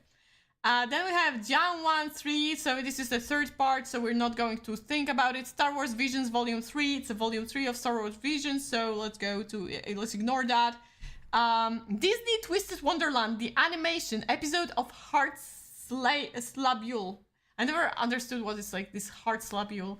But what Twisted Wonderland is, it's... Japanese collaborated with Disney once again, but this time not to create Kingdom Hearts, but to make villains and villainous creatures into handsome men. So this is the kind of like light novel dating simulator. Absolutely insane of a concept. Let me read the synopsis. Yuken Yuenma is an average Japanese high school student preparing for an upcoming kendo tournament. On the night before the competition, however, a black carriage crashes into him. Well, technically it's not a dating sim because we have a guy, but it's not Gayaga, and I don't think there's like romance option. I don't even know. I didn't play it because, okay, the reason why I did not play it is because neither of the characters so far are my type. On the night before the competition, however, a black carriage crashes into him. When he regains consciousness, Yu finds himself at Night Raven College, a premier academic institution in the magical world of Twisted Wonderland. Only a chosen few with exceptional magical talents are admitted into this school. So it's like Hogwarts, but from Disney. So it's a mystery how a human with no magic ability ended up here. Although Yu desires to return home, it's easier said than done, while the school's headmaster searches for a way to send him back. Yu is assigned manual labor around the campus, but due to the chaos at the school's entrance ceremony following his arrival, Yu has a target painted on his back. As far as Heart's Labule dorm leader Riddle Rosehearts is concerned. Yu meets and befriends Heartslabule's freshman Ace Trappola and Deuce Spade. So Ace Trappola, Deuce Spade... those are literally, like, if you remember Alice in Wonderland, there was the Queen of Hearts, and there were cards. So Ace Trappola is basically like one of the cards, made into a handsome man, a boy, teen, and Deuce is also is one of the cards. Land in a situation that results in their expulsion. As the pair seek to redeem themselves, Yu accompanies them on their perilous mission to fix school property. However, forgiveness does not come easily from the Crimson Tyrant in charge of Heartslabule. And like the Tyrant, who may have an ulterior motive behind his strictness. And the Tyrant is basically like Queen of Hearts, but a male. I know, it sounds incredibly weird if you think about it. So let me show you the trailer. So this is a magic mirror, and those are Disney villains. So we have Scar, Wicked Witch, we have like Jafar. And this is our protagonist, Yu, who is a handsome boy. He's probably the most handsome out of all characters for me. So he moves into, yeah, the Night Raven College, and here is the leader of Heartslabule, like Maho, and we have Idol Song. So basically,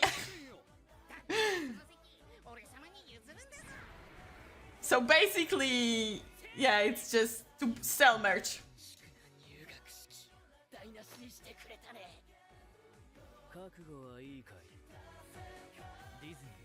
It's like kind of like idols from Disney, Japanese idols from Disney, basically. Okay, so that's it. I'm going to watch it for shits and giggles. I never played the game, so might as well watch the anime. Next one we have on the list, which unfortunately does not have the trailer, so I cannot show you, but Oshi ga buka ni narimashita. Romance slice of life. Sayaka Tsuneda, age 29, works at an advertising agency when one day a suit-wearing angel descends before her very own eyes. The idol gave her... Oh, maybe I do have the trailer for that? Wait. Do I have it? No, I don't have the trailer for that. Skip for now, it's fine. It's fine, you're not going to miss out much, to be fair. But I think for someone who's like Disney fan or something, it's something that like they can get excited about. Nah, I'm not going to troll anyone into watching it. It's just like, kind of like idol, pretty boys. It's basically a show to watch pretty boys doing things. The idol that gave her life worth meaning is now her co-worker, and she's in charge of his training. Is this a dream? Sayaka struggles to handle her own feelings as the two of them grow closer and closer. How will this awkward fangirl's love story end? I don't think I've seen the trailer. Yeah, I didn't see the trailer for that.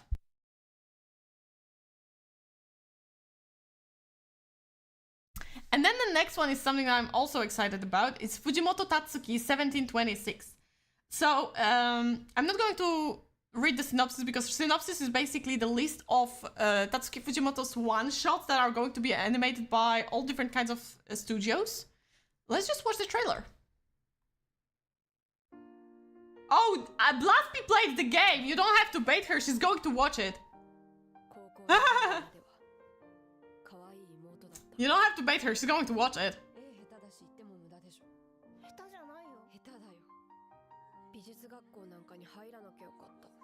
So, this is one...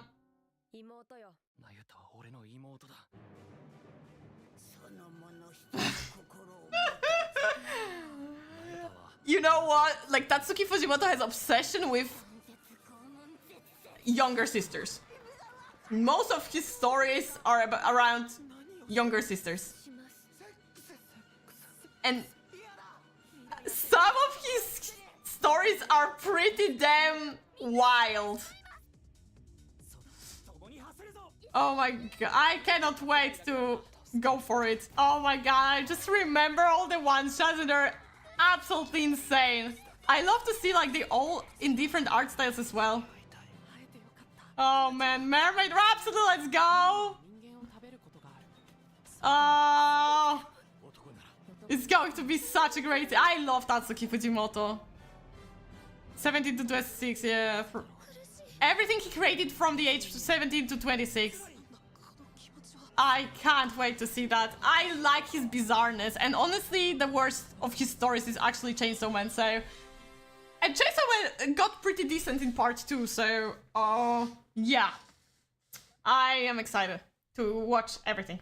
Every single story from him. And it's going to be like, how many? 8. So it's like 8 one-shots.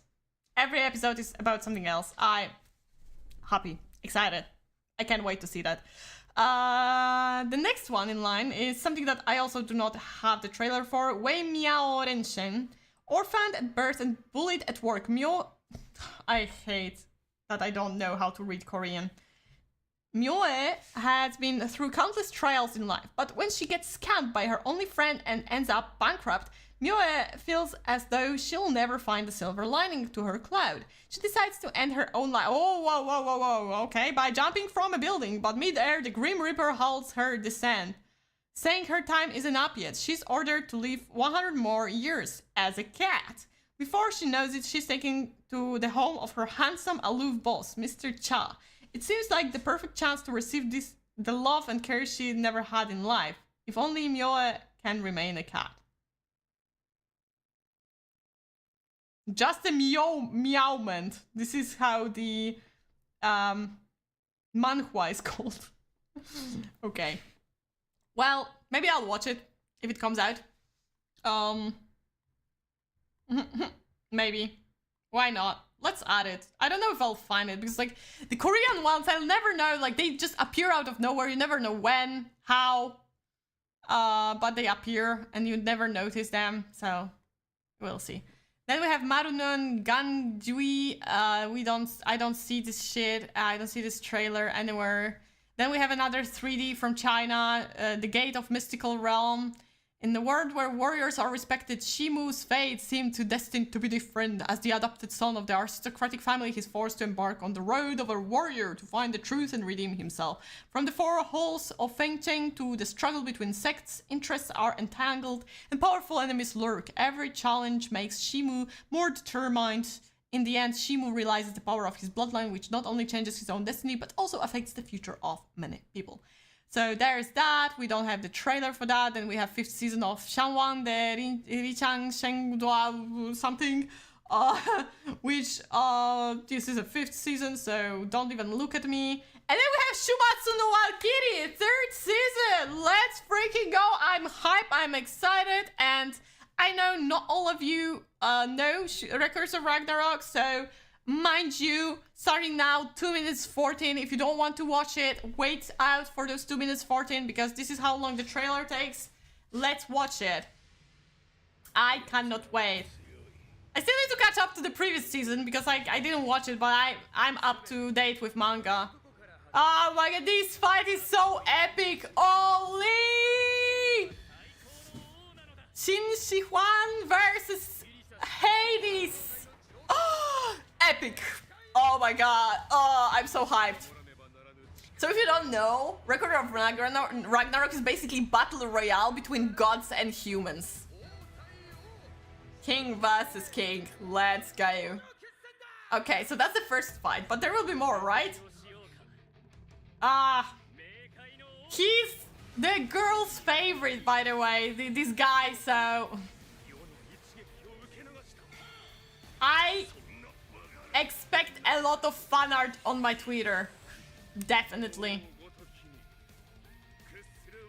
Shanwan have so many memes, but quality and plot are mid-bad. Oh, really? Interesting. I didn't know about that. Because, like, I'm really behind with, like, this Chinese and Korean. That's why I started to read the synopsis for them as well. Because you never know. You may give it a chance, right? I mean, after To Be Hero X, I want to kind of, like, see more. Ragnarok continues. Okay. So this is the 7th battle. But I assume there will be more? Okay. They literally telling you how many battles there will be. Tesla! Oh my god, no, they made Tesla 3D. Why are you doing this to my boy? And Booby. I love them both. I love them both. But god damn it. Leonidas. Leonidas is so hot. Okay, Apollo, I don't care about him. Oh, so there will be 3 fights. Okay. Dope. Dope. Dope. Dope. I just need to catch up to the previous season. And that's it. And then we have OVA for Golden Kamuy Inazuma Goto to Mamushi no Ogin Shimaenaga. So let's watch the trailer for this. Continuing, it's only 16 seconds long trailer for Golden Kamuy continuation, or rather the extra episodes. So, oh man, I cannot wait! Hype. I missed them so much. I missed them so much. Oh no! I just realized. You don't see, but there's Sugimoto with a bird. Oh, I forgot that oh no! You know, you guys, if you watched Golden Kamuy and if you did not read the manga, you're not mentally ready for this one OVA. It's going to break you apart. It broke me. It broke me reading the manga. I was like, no, I hate you. I hate you, Noda Satoru. How dare you? Why did you do this to me? Why? Then we have Yon Ui Pyonji. And I think this is your letter, basically, in English. Lee Sori, a polite and righteous girl, attends a middle school plagued with bullying. Enraged by the tragic effects it had on her friend, Kim Julie, she decides to take a stand against bullying. Unfortunately, this only leads the bullies to switch their target to Sori. That's actually a cool concept. Believing a new environment would rid her of the hopeless situation, Sori returns to the city she used to live in and transfers schools. However, the traumatizing experiences that constantly haunt Sori's memory cause her to alienate herself from everyone else. Just as the grim reality of Sori's circumstances begin to set in, she discovers a mysterious letter tapped under her desk. While the contents of the letter intrigue her, they only lead her to another letter. Now following a seemingly endless trail of messages, Sori is on a scavenger hunt to find the true purpose of these letters and the anonymous person behind it all. There will be fire from first season. Ooh. And one of them, there definitely won't be fire. And that will be the point. So I have the trailer for that, actually. It looks pretty nice.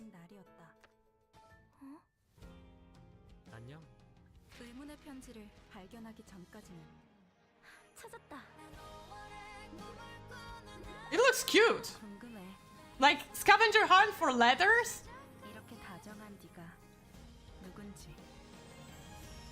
This looks cute, not gonna lie.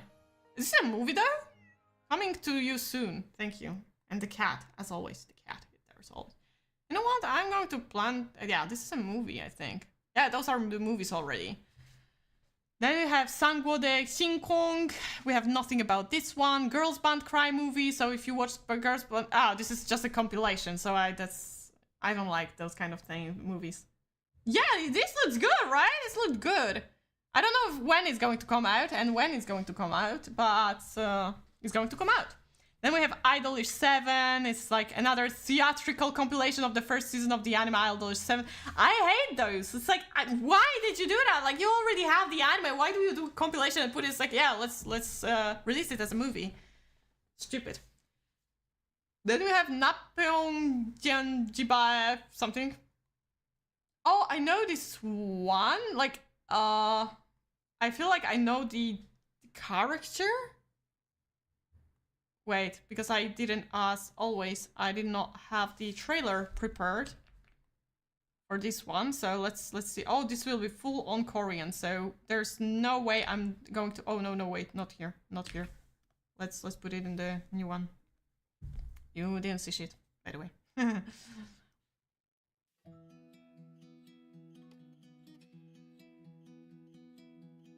I think I've seen this character. Like, this is a very... I remember my mom asked me, because my mom, when she sees something anime-based, she's like, oh, do you know this? Do you know this? Do you know this? And I'm like, I don't know this one. And it appeared like it was a Korean one. And I think it was this one. Not this one. The first one. But the trailer doesn't show me anything. I think she's just like a runner. Oh, great. Well, that's just fantastic. Oh, shit. No. We don't want no more Korean things. So it's about like girl who runs, I think. And it's like a very... I think it's like an iconic character for like Korean animation. I think. And she's running a lot. What a slide. I know, right? Amazing. Okay, anyways. Moving on, we have Aikatsu, something collaboration movie between Aikatsu and Pripara, so I guess that's some kind of crossover. I'm not into idols, so I think it's going to be like something like I would need to know characters, so we're not going to check it out. Oh, I didn't see this trailer. Fuck! Did they add those anime just now, or did I just ignore it because I was like, whatever? No, I did. I swear to God, they added something. Okay, now we have Golden Cowboy Sapporo Beer Kojo Hen, which is one of the coolest. Wait, why do I not have trailer for? Did they delete the trailer for YouTube is trolling me today. I'm like, I definitely. One thing I'm sure, I definitely added Golden Kamuy trailer. Like, don't even try to gaslight me into thinking that I did not add the trailer. Okay, whatever. Shut the freaking. God damn it. Where's the other YouTube one? There we go. Okay, there we go. Oh, sorry, minute 14. If someone that will want to ever skip because they don't want to be spoiled. Maybe they're all re-uploading. It is sus. There's just too many. I'm so excited. This is the proper continuation, by the way. I know it's a movie, but there are going to be 2 movies, but they're like 2 arcs like an arc animated in 2 movies. So you need to watch it to understand what's going to happen in final season, basically. Oh, Vasily! Epic. Ew. I can't wait for the new opening and ending as well. Ew, ew.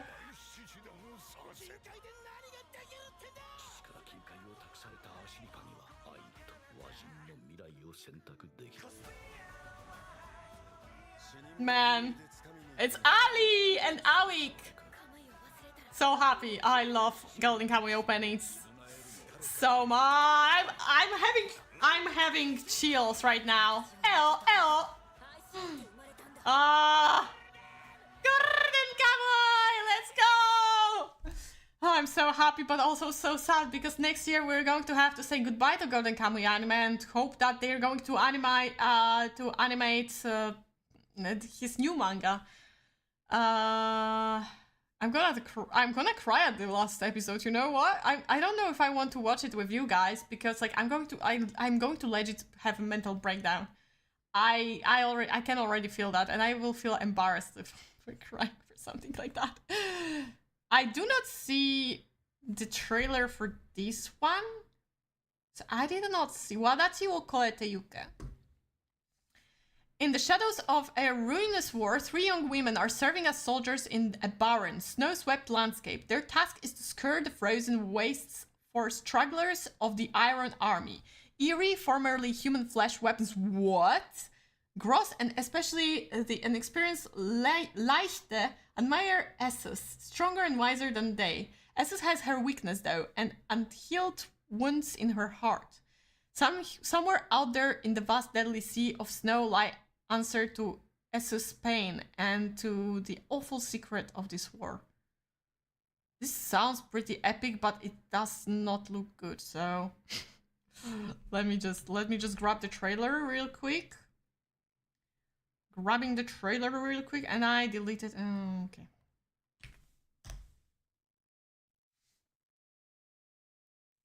It's a minute long.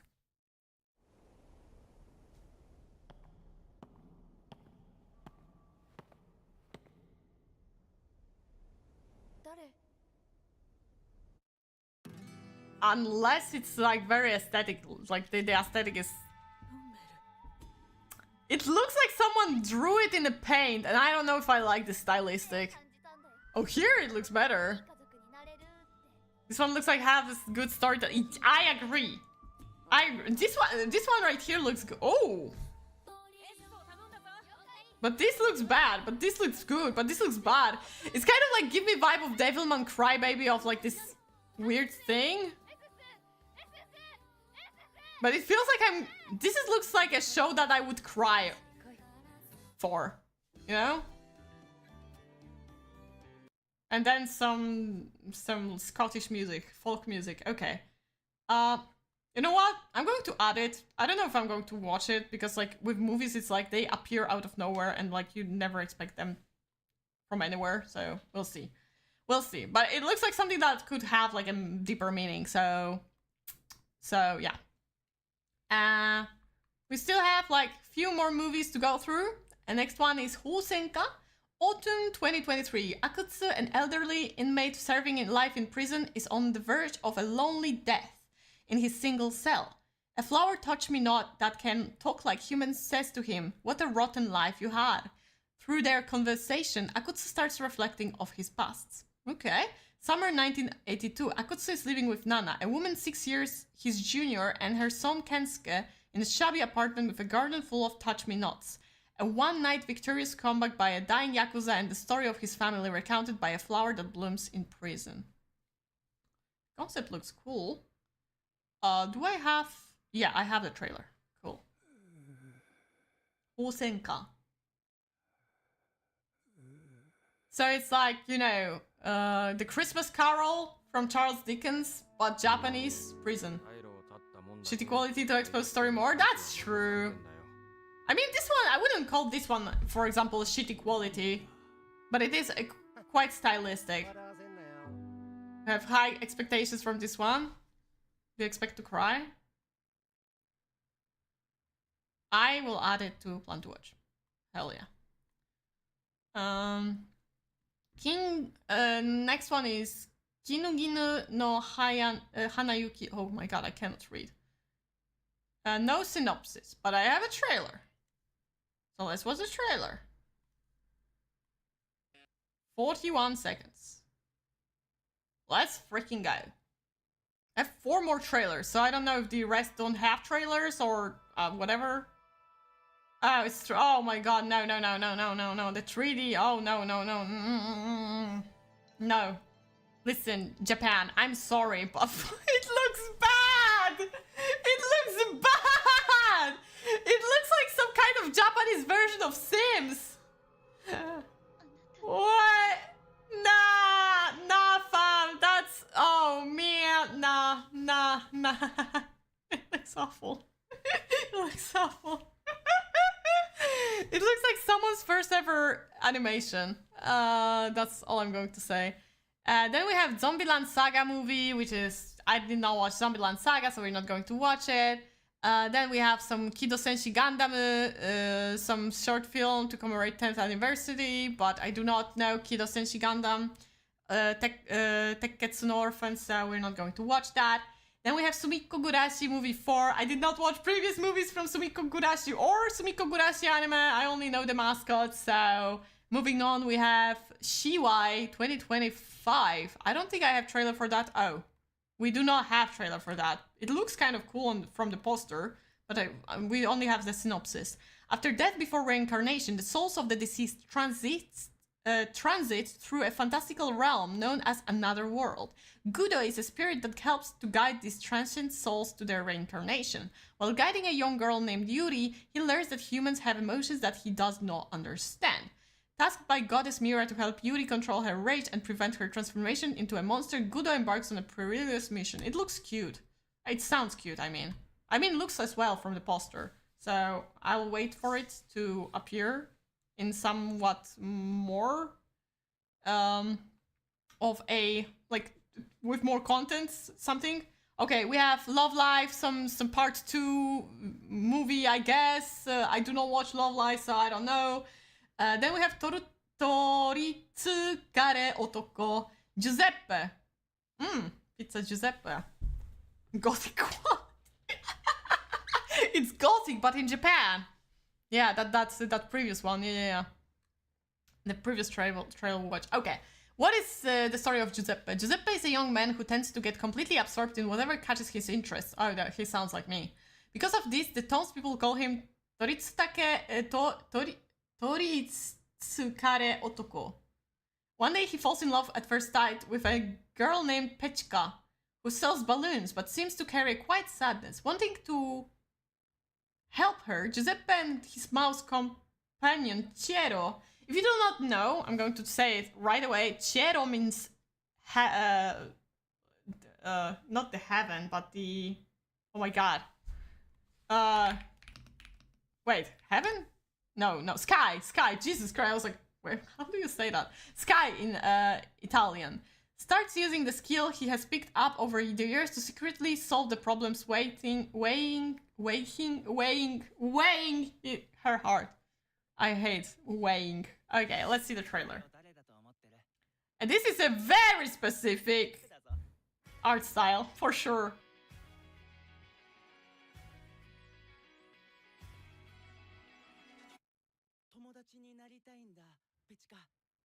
Pechka.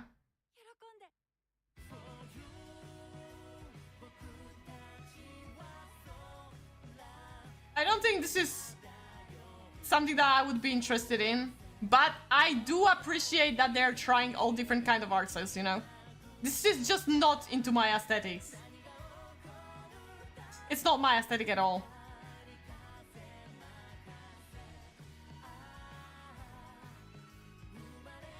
What? Okay, that one quality shot was like, okay.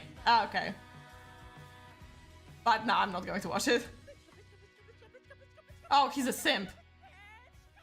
He is a simp. Giuseppe before he creates Pinocchio. Maybe there will be a connection to that. Who knows? Okay, so that was it. Then we have Hateshin. Bear with me, 4 more to go. Actually, 3 more to go, because one is Girls and Panzer, Motto Love Saxen Des, and I did not watch Girls and Panzer, so we're not going to watch that. But then we have Hateshinaki Scarlet. After failing to avenge her father's murder, Princess Scarlet wakes up in the land of the dead. In this world full of madness, she must must take revenge on her sworn enemy. If she does not avenge her nemesis and reach the endless place, she will become nothingness and cease to exist. Okay, that's very edgy, but let's watch the trailer. Let's watch the trailer for that. Okay, so it's 3D. I'm already not happy about that. Is it 3D? It is 3D. It is 3D, but I don't know. Is it 3D? Stop trolling me! What the I don't know anymore. It is 3D. Stylized as 2D. Okay, fair. Okay. Why is there like a random medic guy? 3D, yeah, it's 3D. Nice. I gotta say, like, the design of the main character is kinda okay. Like, oh, we have the fire! But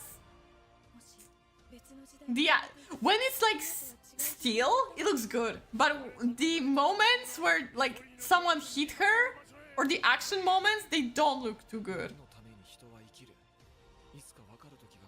Oh, okay, so like, oh right, I understand now. Like they're for all different kinds of periods because they were like in the underworld. Okay, fair. It's kind of a cool concept, but the 3D is throwing me off though.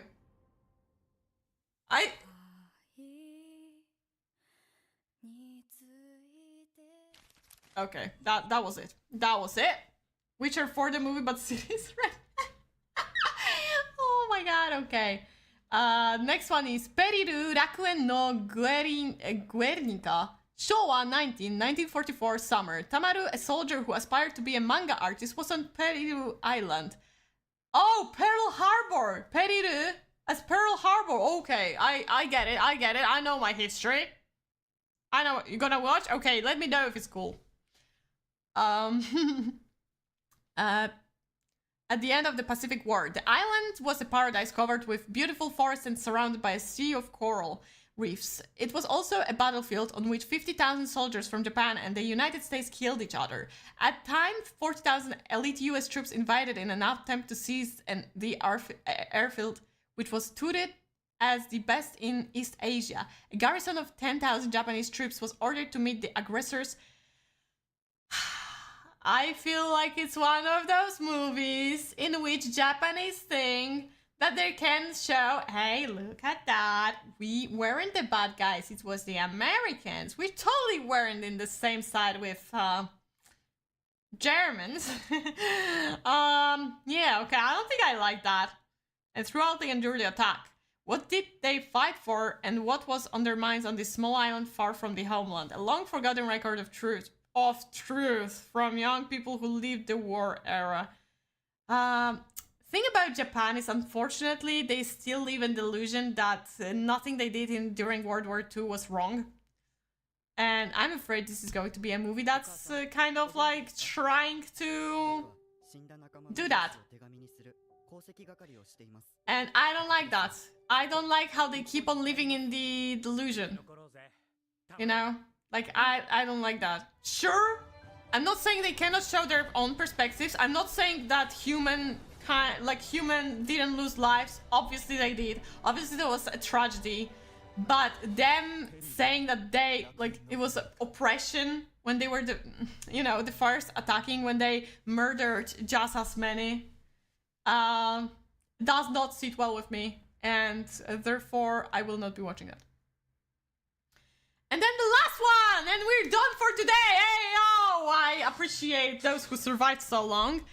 この本を盗む者は Descended from a long line of book collectors, high school student Mifuyu is surrounded by books in every aspect of her life. Her great-grandfather established the famous Mikura Hall, a library in the heart of town, and even the townspeople are all avid readers. There's just one problem. Mifuyu hates books. Wow. Let's just throw her out of this. No. How dare you? So I can assume that she's going to start loving books by the end of the movie, but let's read the synopsis. But when a thief in Mikura Hall triggers an ancient curse, she's left with no choice but to reclaim the stolen books herself, by entering the very stories she despises. With the help of the mysterious Mashiro, will she be able to restore her great-grandfather's collection and save her town from a magical doom? Yeah, okay, it sounds extremely cliche, but let's see. Let's see. Let's see. Oh, it's Kadokawa. I should have seen that coming.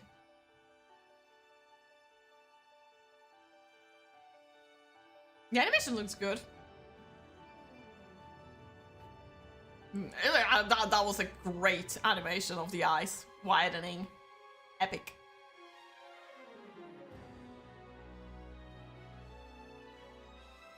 Oh my god, that's a kudere. That's a kudere. And we have Fox Girl. White Fox Girl. Okay, that was it. I can close it.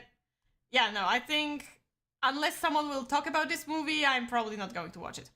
It will be adorable, but I feel like it's pretty clear that the whole thing will be her starting to love books by the end of the story, you know, and probably she will have to leave the Fox Girl behind, or it will be the Fox Girl who stole it, and then will be like, oh, how dare you betray me, but then it was like, it was all the misunderstanding, and then before she realized, it will be like, oh, but she became my friend and she didn't mean anything wrong, but she needs to stay in her own fairy tale, so I have my friend in my book and I will keep on reading the books to, like, because it will be like a symbol of, oh, in the books you can meet friends, something, you know.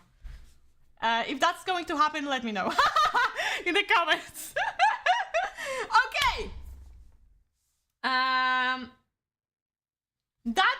That was it. From the series only, how many do I have on plan to watch? Let me quickly count. 1, 2, 3, 4,